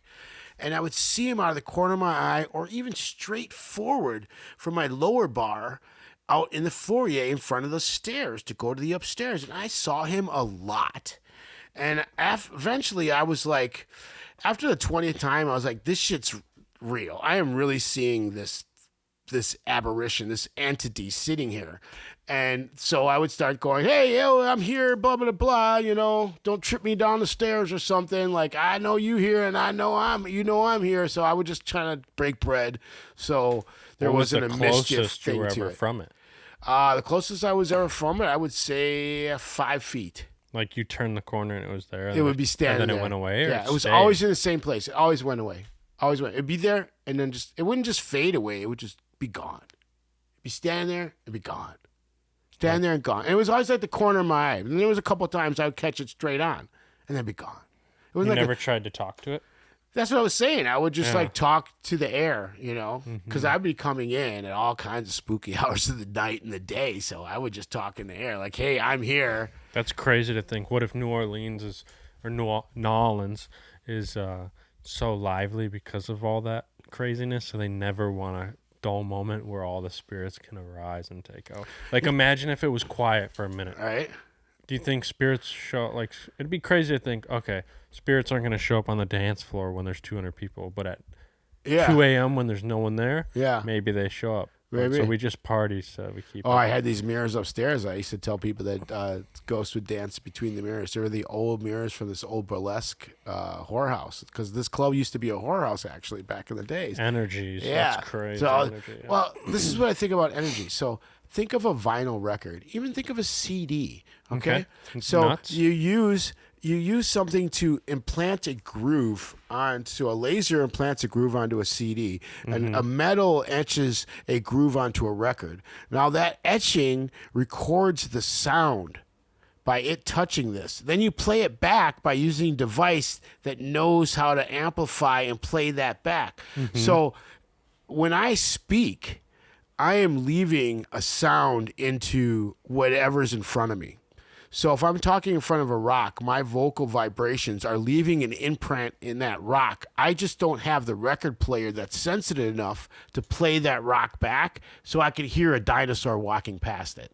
You see what I'm saying?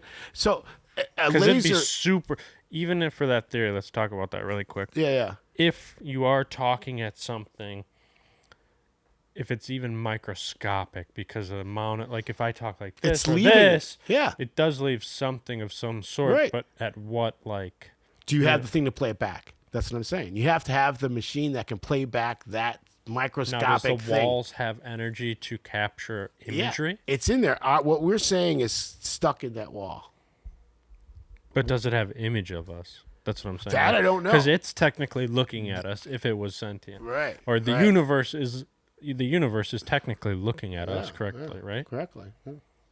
Or That's pretty deep. So this is what I feel about energy. So I feel like if there's a moment that is so difficult or so energy filled that it's going to get captured on whatever's around there, and then it's going to play it back, like you're playing back a record. interesting. So maybe there was a moment that was there that the energy was so in some cosmic Intense, way yeah. that it recorded that moment. So there's something that condition that alchemy way, scientifically way recreates that and can record it, play it back. And now it's a broken record. Yeah, I mean, they would get foggy, so it was weird. There's all kinds of weird natural phenomena. There's The room times would get foggy? the whole place. I would walk on the river some mornings. I could not see my hand in front of my face like this. So I'd walk up on the river out of the club to go talk to the steamboat captain. Like, hey, how you doing, captain? Because I knew his son or whatever. So because you know everybody, that's what I do. And so there's all these elements metaphysically and naturally that could maybe all of a sudden trigger that record. My bottom line is when I saw this ghost, I didn't believe it until I saw it X amount of times. I never told anybody about this ghost. And this is how I know this real ghost. I didn't tell anybody, not my girlfriend, not my wife, none of my drinking buddies all around me. I have a huge crew. I never go, man, I'm in the club and sometimes I see this ghost right here. New Orleans people be like, yeah, we see that all the time. But I just didn't. Finally, a friend of mine that I knew, I used to have people come from all over the United States and come work for me. I'd be like, man, if I own a club. If you're hitting hard, just come to New Orleans, man. I'll give you a freaking job. Yeah. You could be a bar back. You could wash the dishes. You could bartend. You could do whatever, dude. You could get a job. I got plenty of people they know where you could stay on a couch you can stay on my couch till you get a place. So I had tons of people that would come and work for me. There was a gentleman that came down from Milwaukee to work for me. After X amount of months, he walks up to me one day. He's like, man, I really think I seen a ghost, and I keep seeing this ghost. And I'm like percolated, I have him be my bar back and bartender in front of me. This is a guy from Milwaukee. And I'm like, what are you talking about? Where did you see a ghost? Remember, I haven't told anybody about this ghost. He goes, I see a ghost right here in the hallway and right over here by the stairs. And I said, really? You see him right here? You see a ghost? And he goes, yeah. I said, well, describe it to me. And I swear, he described that ghost to a T. He's like, he's wearing like a big black trench coat and a big black hat, and you really can't see his face. Yeah, that's crazy. Ghosts are real. Ghosts are real. I didn't explain that ghost to anybody. I have another ghost story about my club. We should hit up the owners now and see if they see it. I sold it to people I know. Okay, go on though. Another ghost so story you there have? was 3 ghosts that were known in the building, and I only knew about one. Other people didn't tell me about the other ghost. There was a little Asian ghost, and there was a tugging ghost. A tugging Asian ghost. Yeah. Well, no, there used to be a whorehouse and an opium den. That building was almost 100 years old. You got to think, comes right off the river. All these boats come off the river. All these dock people, workers, they want a prostitute and they want some opium. Unload to unload. So when I went to, Gone. since I know how to work on buildings, so I'm blue collar. I'm from Milwaukee. I know how to do stuff with my hands. I get that building after Katrina. I know it needs a lot of work because I used to fucking throw shows in there and we used to like blow power here and all this stuff. There was always reasons why things were wrong in that building, right?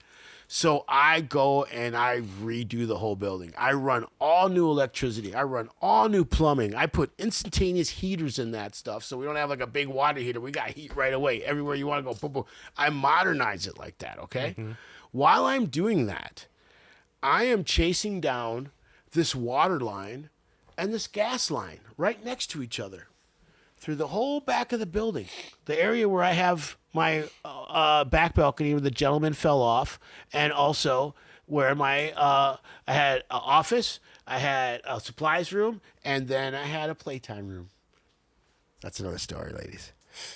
Anyways, I'm going down this wall, chasing down all these lines. I'm going because I'm trying to cap water lines. I'm trying to run new power lines. There's this gas line and there's this water line running next to each other, parallel. And then about every 5 feet, there's a T. What a T is where there's a break in the line and then another line can go up. So there was a T on the water line and there's a T on the gas line. In the earlier centuries, before we had electricity, people were lighting their houses with candles and gas. So every 5 feet along the side of this building was a water spigot and a gas spigot. That means there was a room every 5 feet that was probably 6 feet wide or and 5 feet, 5 feet wide, yeah, yeah. long and wide. And what it was in there? Light and water to wash yourself and to light the room. So it definitely was a whorehouse. Definitely was a whorehouse. Way back in the day. That was the rumor, and it was true because I proved it. Why else would there be that? That was I mean, it. people could stay there, maybe. Yeah, oh, it could have been a flop house. It was. What's It used to be a flop house? whorehouse and an opium den. That was like light to smoke your opium, the light to see, and the water to wash your ass after you had a good time smoking. And other things. Not only that, it was also rumored that the club at one time had a resident of Aleister Crowley. Which is Aleister Crowley is known as one of the godfathers of the occult movement in the Western world. He also is known as one of the human devils, I guess. Evil spirit conjurer of the Western world, Aleister Crowley, yes. So there was a lot of different energies in that club. You had to know how to pay your respects, otherwise it would bite you in the ass. So you could have a good time, but you had to know how to pay your dues. Otherwise, if you had too much of a good time, it's going to take equal away from you. I don't know why it would do that, but there was some juju like that in New Orleans as a whole. It could either love you or hate you. makes me want to go. Even though I just watched a video about New Orleans during Mardi Gras, it's crazy. It's not my scene. It's, you know what, honestly, But it seems like fun to go that's not on Mardi Gras and not so hot. Like, just to go see. I love witches. I love all that stuff. And the history would be really cool. So this is the thing. Just like any other beautiful ceremonial event, there's always the original that's beautiful. And then there's always the part that has been monetized and become a corporate and a huge entity like that. Like a Five Guys in one of these buildings. So, New Orleans still has that 200-year-old New Orleans Mardi Gras feeling. You just have to know the right people, meaning you have to be in the neighborhood. You can't be off on the big parade. You have to be at the neighborhood parade. The neighborhood parade is where it's at. And when you see that, it's magical and you feel... So there's not one main parade that just goes through every street?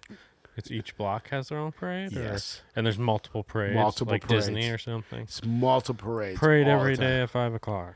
Right. It's not just one parade. There's a parade going on over here. There's an uptown parade. There's a downtown parade. There's a Bywater parade, which is like the little artist community. And then there's the other little community. And then there's parades on the other side of the lake or the other side of the river, which those are like the suburbs or like the south side. Just like 4th of July anywhere else. Like Right. every town has its own parade. Right. Okay. But And they then every stick little to the park couple has a little blocks. small parade, yeah. So there's still all these moments in New Orleans to enjoy real Americana. You just have to know. You have to have the right guide. I probably literally can make money just being a guide. You should. Or write a book about it or something.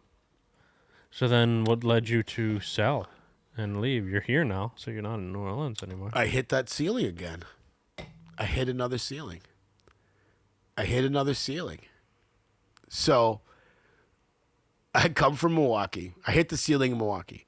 Running nightclubs, owning a record store, art gallery, throwing multimedia parties, throwing all the parties in all the clubs, having my own nightclub in Milwaukee. Take it to New Orleans. Do the same thing. Parlay that all the way up to owning one of the most famous nightclubs in New Orleans. Where do you go after that? After you own one of the most famous nightclubs in New Orleans, where do I go? I get invited to Europe because I'm booking people from Europe. I'm booking all the people that I'm playing their records.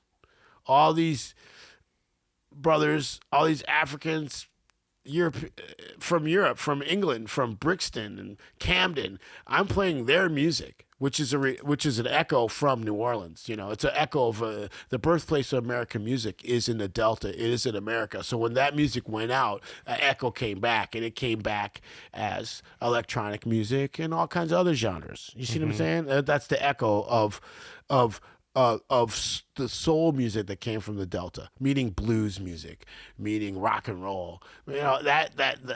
Techno music is the direct echo of that. It went around the world as rock and roll and soul and came back as techno. You see what I'm saying? And hip hop. You know what I'm saying? That's the reflection. What the music came out. It was born there. Those beats are from there, which are basically from Africa. Those beats are mixed from African music changes on the 3. European music changes on the 4. 4 bars, 3 bars. Yeah. All right. So African drumming, because of the Africans that were in Louisiana, started mixing with European music like French music or Beethoven and all that stuff. So you had the African music mixing with that, and they didn't know what to call it. They were like all these chefs, so the chef, there's French, it's a huge culture in Louisiana. The French chefs are there. And in France, when you have all the leftover food, you kind of mix it all together and you make a bowl or you make something, and you don't have a name for it, but it tastes so good. Yeah, it's the leftovers. You make it for the people. And they don't know what to call it, but in the kitchen they call it the jazz. They didn't know what to call the music, so they called it jazz. So it became jazz, which became blues, which became rock and roll, which became hip hop, which became techno, which became whatever you listen to today. And that's the true story. That is the echo of the music. That's like dropping a pebble in the water in a ripple, and then it hits the edge and then it comes back. That's what that is, man. So you went to Europe. So I went to Europe. Yeah. This is why I stopped all this stuff. So the ripple. I played the music. It rippled all the way out. They enjoyed that I was from New Orleans and I was playing their music. I went to go play for them. They invited me to be in Europe, to live in Berlin, to write music, which I'm like, oh, this is amazing. The Beatles went in and wrote music in Berlin. David Bowie went to Berlin and wrote music. Iggy Pop, on and on and on. It's another touchstone spot, just like New Orleans, okay? Mm-hmm. So I go there. I'm writing all this electronic music, and I'm touring around Africa and freaking Europe, London, and all that stuff. And I'm playing records for the guys that I buy. I bought their records at my record store at Milwaukee. And they're there.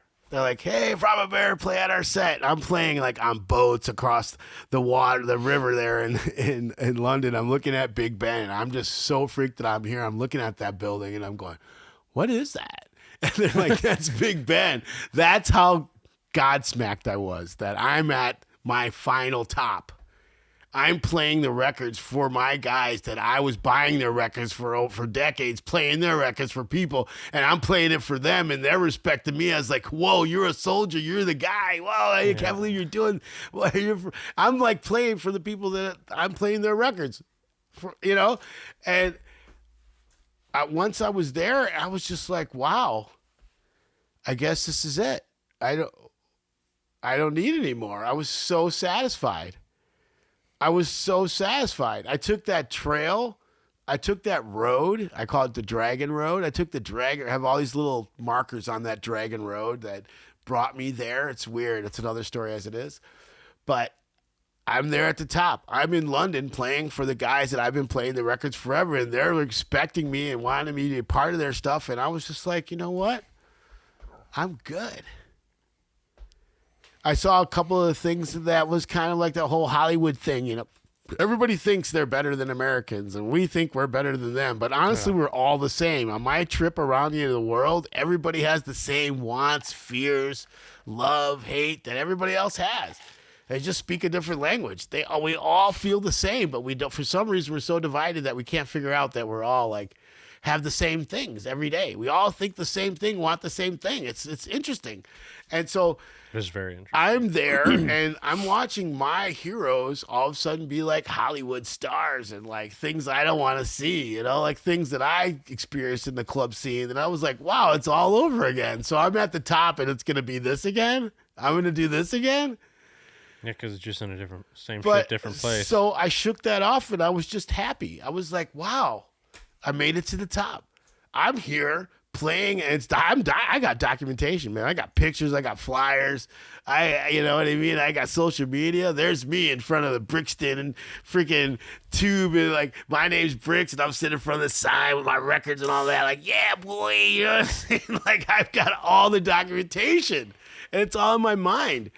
So I could have spent the next, you know, I'm in my 50s now. I could have spent the next whatever X amount of years I got left running that same party trail, or I could have backed up and decided to be like, you know, hey, now I want to commiserate with nature. Now I want to do things that I really didn't have enough time to concentrate on because I was doing this, which was amazing.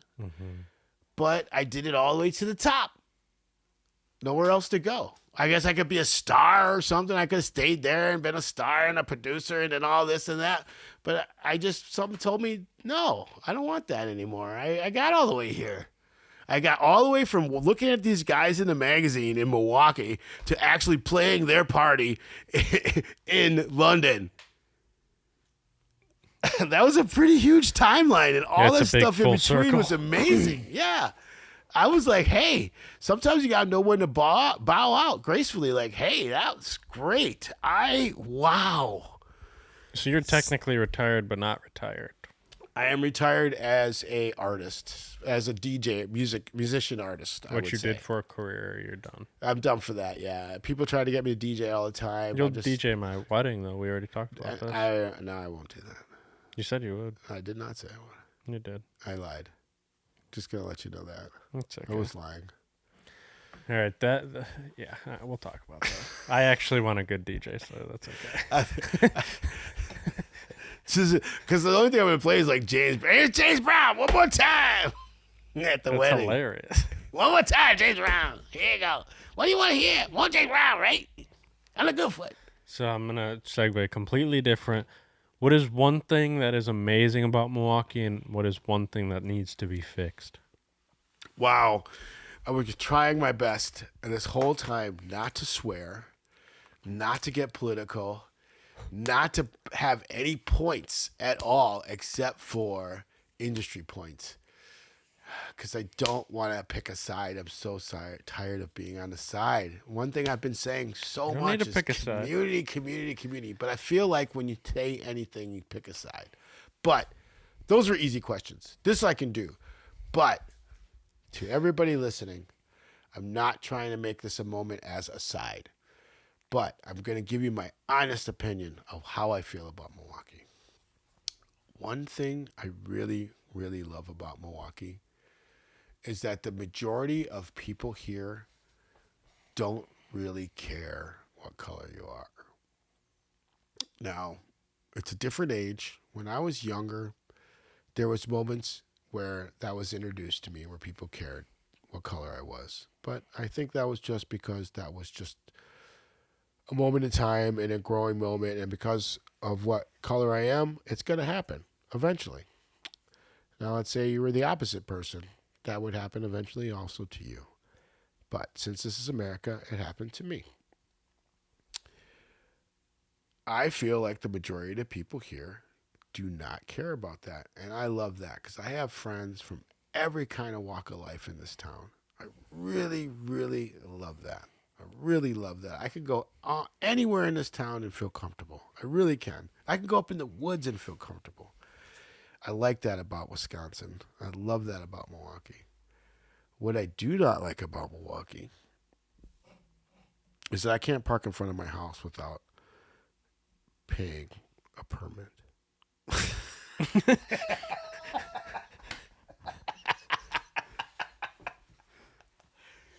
Real deal, Holyfield. That's actually really good answers. Yeah, That's what I don't like. I really don't like that. I can't stand the fact that I can't park in front of my own house without paying for it. Yeah. See how lucky I am? I have off-street parking, so it's awesome right now. And every once in a while, I park in front of my house, and somebody comes around and yells at me. I'm like, what are you talking about?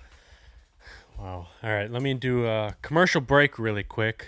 If you guys have made it this far, I need you to go visit cosmicdestroyers.com and use this code for 0% off. That is cosmicdestroyers.com. Use this code for 0% off. I appreciate you watching. I appreciate you joining this journey. Hopefully you follow the other page. Hopefully you watch Dad vs. Pokemon. And yeah, back to the program, bitch. After these messages, I'll be right back. So my final question for you is, what do you want to be known for, or your legacy, or just your mark on this earth after you leave? I'm going to be honest with you, guy. I don't want a mark. I want my mark to be internal. I want my mark to be in my own head. I want to do my final lay down, my final sleep, my final death, and I just don't ever want to be upset that I'm dying. That's what I want. I just want to be satisfied that this is the time and it's time to go. I don't want to have no worries, no stress about it. I just want to go easy. No leaving legacies. That's my legacy for me. Go easy. There you had it. Yeah. You guys got any more beer around here? You got I have about this much of folders. I forgot I used to be a rapper, right? Yeah. Of lyrics. And my lyrics are like fucking poetry. A couple times I'm going to not give you, but I'm going to bring some over to you one day and read them to you. And you're going to be like, holy shit. I could show you mine too. Oh, yeah, let's share. We could share. Yeah. That's so cool. We should do a podcast of it. That's actually a really good idea. Yeah, and then I can turn on a beat and we could do them. Dude, that's a cool. So like, I would bust out like all this old scripture that I wrote, and then you bust out your shit, all of it, and we like, okay, all right, I'm gonna do like 8 bars, and then we'll break it down to each other. Like, oh, well, what did you mean by that? And and then like, not only will like you remember why you wrote it like that, but then you might get like another side of that. Or another perspective, like how I feel about what you wrote like that. Or, wow, that sounds to me like you were saying this. And then you'll think about, I mean, there's like so many avenues that could like break from that. That's a good idea. It is. We should do that. I literally have some stuff, buddy. Like, oh. I feel the same way. I mean, you watched the last video that I made. I wrote all that shit. I wrote that for Mac in 2 minutes. That shit. And if you'd had to see the videos, but it's gradient on my neck, bitch, I'm rich. So that's the gradient from the second video, right? Yeah. Stop it. I told you I was laughing out loud, dude, when I watched it. Everyone that's watching is like doing memes like this shit and like, why is this so good? Yeah. But no one's watching it. My first video I did with Mac has like 2 million views, and this video has nothing. But let me. You guys are great, man. I just gotta give you that. You two guys are really funny. You picked a really. So there's something about his voice and his mannerisms and shit, and funny. What you've brought out of him. Yeah. And it's really happy to see that. To see Mac act like he does when I'm around him now. I knew he would be good when I met him. Did you know that shit? Yeah, I felt like I was. That's like, good. That's a good talent. That's a good talent to know, man. Some people know how to bring that out. Not everybody gets that. And I've been trying to I don't pay for promotion. I've been writing everything, directing everything, editing, coloring, sound, everything on my own. The beat, my brother, Brandon. Brandon and Jenna. Yeah. So he made that beat for the song. I was song. wondering about it. I was thinking that as soon as I heard it, I was like, that must be what his boy's beat. I was like, either it was you or your boy, because you've been like hyping up your two buddies that can, like, one dude's a rapper and the other guy can make some beats. Yeah. And I put songs on all of my long videos. I'm gonna bring my beats over here too, motherfucker. I ain't never gonna make nothing for y'all people, but you never know. You might get me so inspired. I don't have an 8-track player though. No, but it is on a really old laptop. Like it takes like about 10 minutes for it to boot up. Right, but once it does, the beats are banging.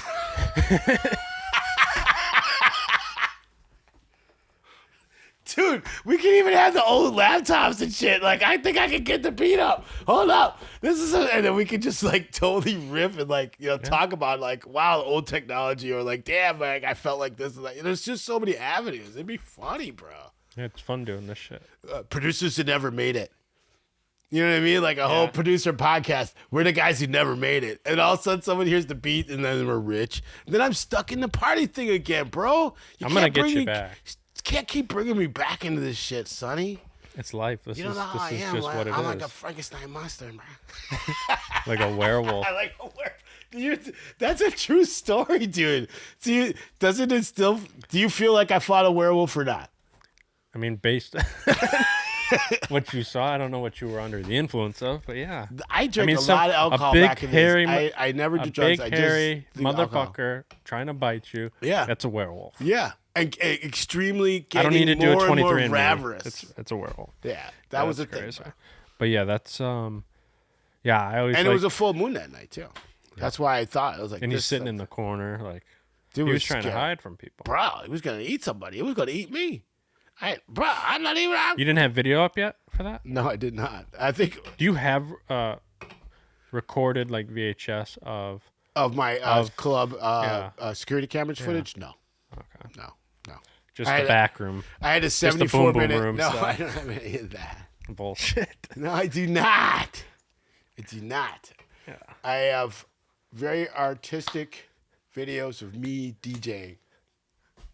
Yeah. Dick jockeying. Dude, I've had girls tell me I could be a dick model. Just saying. Yeah, okay. Check the Patreon. But anyways, yeah. OnlyFans. always- Dickmodel.com. There you go. DM. Dick model. What's your name? They call me Mr. D's. DM me. D's nuts. Yeah, I always like to say because baseball, I fucked up baseball. I don't know if I've told you the story, but I was like, You did tell me you were a really, really good baseball player. I probably have close to 20,000 hours into baseball. That's like double what it takes to become an expert at something. Like my one path on one alternate reality, I am like one of the greatest baseball players of all time. I am the Mexican Shohei, but I fucked it up How? by just not having. Well, whether it's my Do you parents. think it's fucking up or is it because you didn't really want it? How is it fucked No, up? I did want it, but it's also at the same time, certain things, whether it's parenting or the community or whatever else, you need guidance, you need mentorship, you need every time you talk to someone that's Everybody done does. something, unless Right. like that, me knowing how to be good at something helps me do what I'm doing now. No, because that's I know what 100% it takes to do things. But that, like, I was on the varsity summer team 8th grade going into freshman year. And then freshman year I played on varsity like a little bit, then sophomore, and then my girl, and then weed and everything else, like it overtook me so much. I literally stopped playing, and the team sucked, all this stuff. I didn't have my dad to like push me to do this shit, so I hated my step-parent, my stepdad and mom and whatever else. You Like got just a lot of hormonal factors going bullshit. on. Yeah. So that, At least you're admitting that it's a lot of that. yeah, of course. It's not just somebody keeping you down. You're like, it's all these factors. And I like how you're really putting in like reality, like hormones, weed, girls. That's like reality, dude. For a person, like those are factors that can push you in other directions. But you have someone that basically... Sorry, girls, No, but yeah. it's true. But then you have someone... We get dumb when we love you. that puts you toward, like if that was, for example, if I have a kid and a son and he wants to do that and he loves baseball, I'm going to make sure he continues, because later, maybe when he is 30, he's going to be like, why the fuck didn't you keep me in that when I should have been in that? Yeah. Like that could grow resentment. I don't have resentment because it's whatever and I'm happy I'm glad. here. But there are things that was not my path, I guess. But that's why I like to call myself the greatest to never do it. Oh. So, like, I gotta call myself something. But I'm gonna call you that too. I'm gonna call you the greatest to never do it. I think it's cool. And I've always claimed that. But now I am the greatest to ever do it in Milwaukee. That's the GND, dude. Yeah. But, all right, hold on. GNDT. I appreciate you being here, and thank you. Thanks a lot. That was great. Thanks a lot. Yeah. Cool. Nice. Nice. Good one.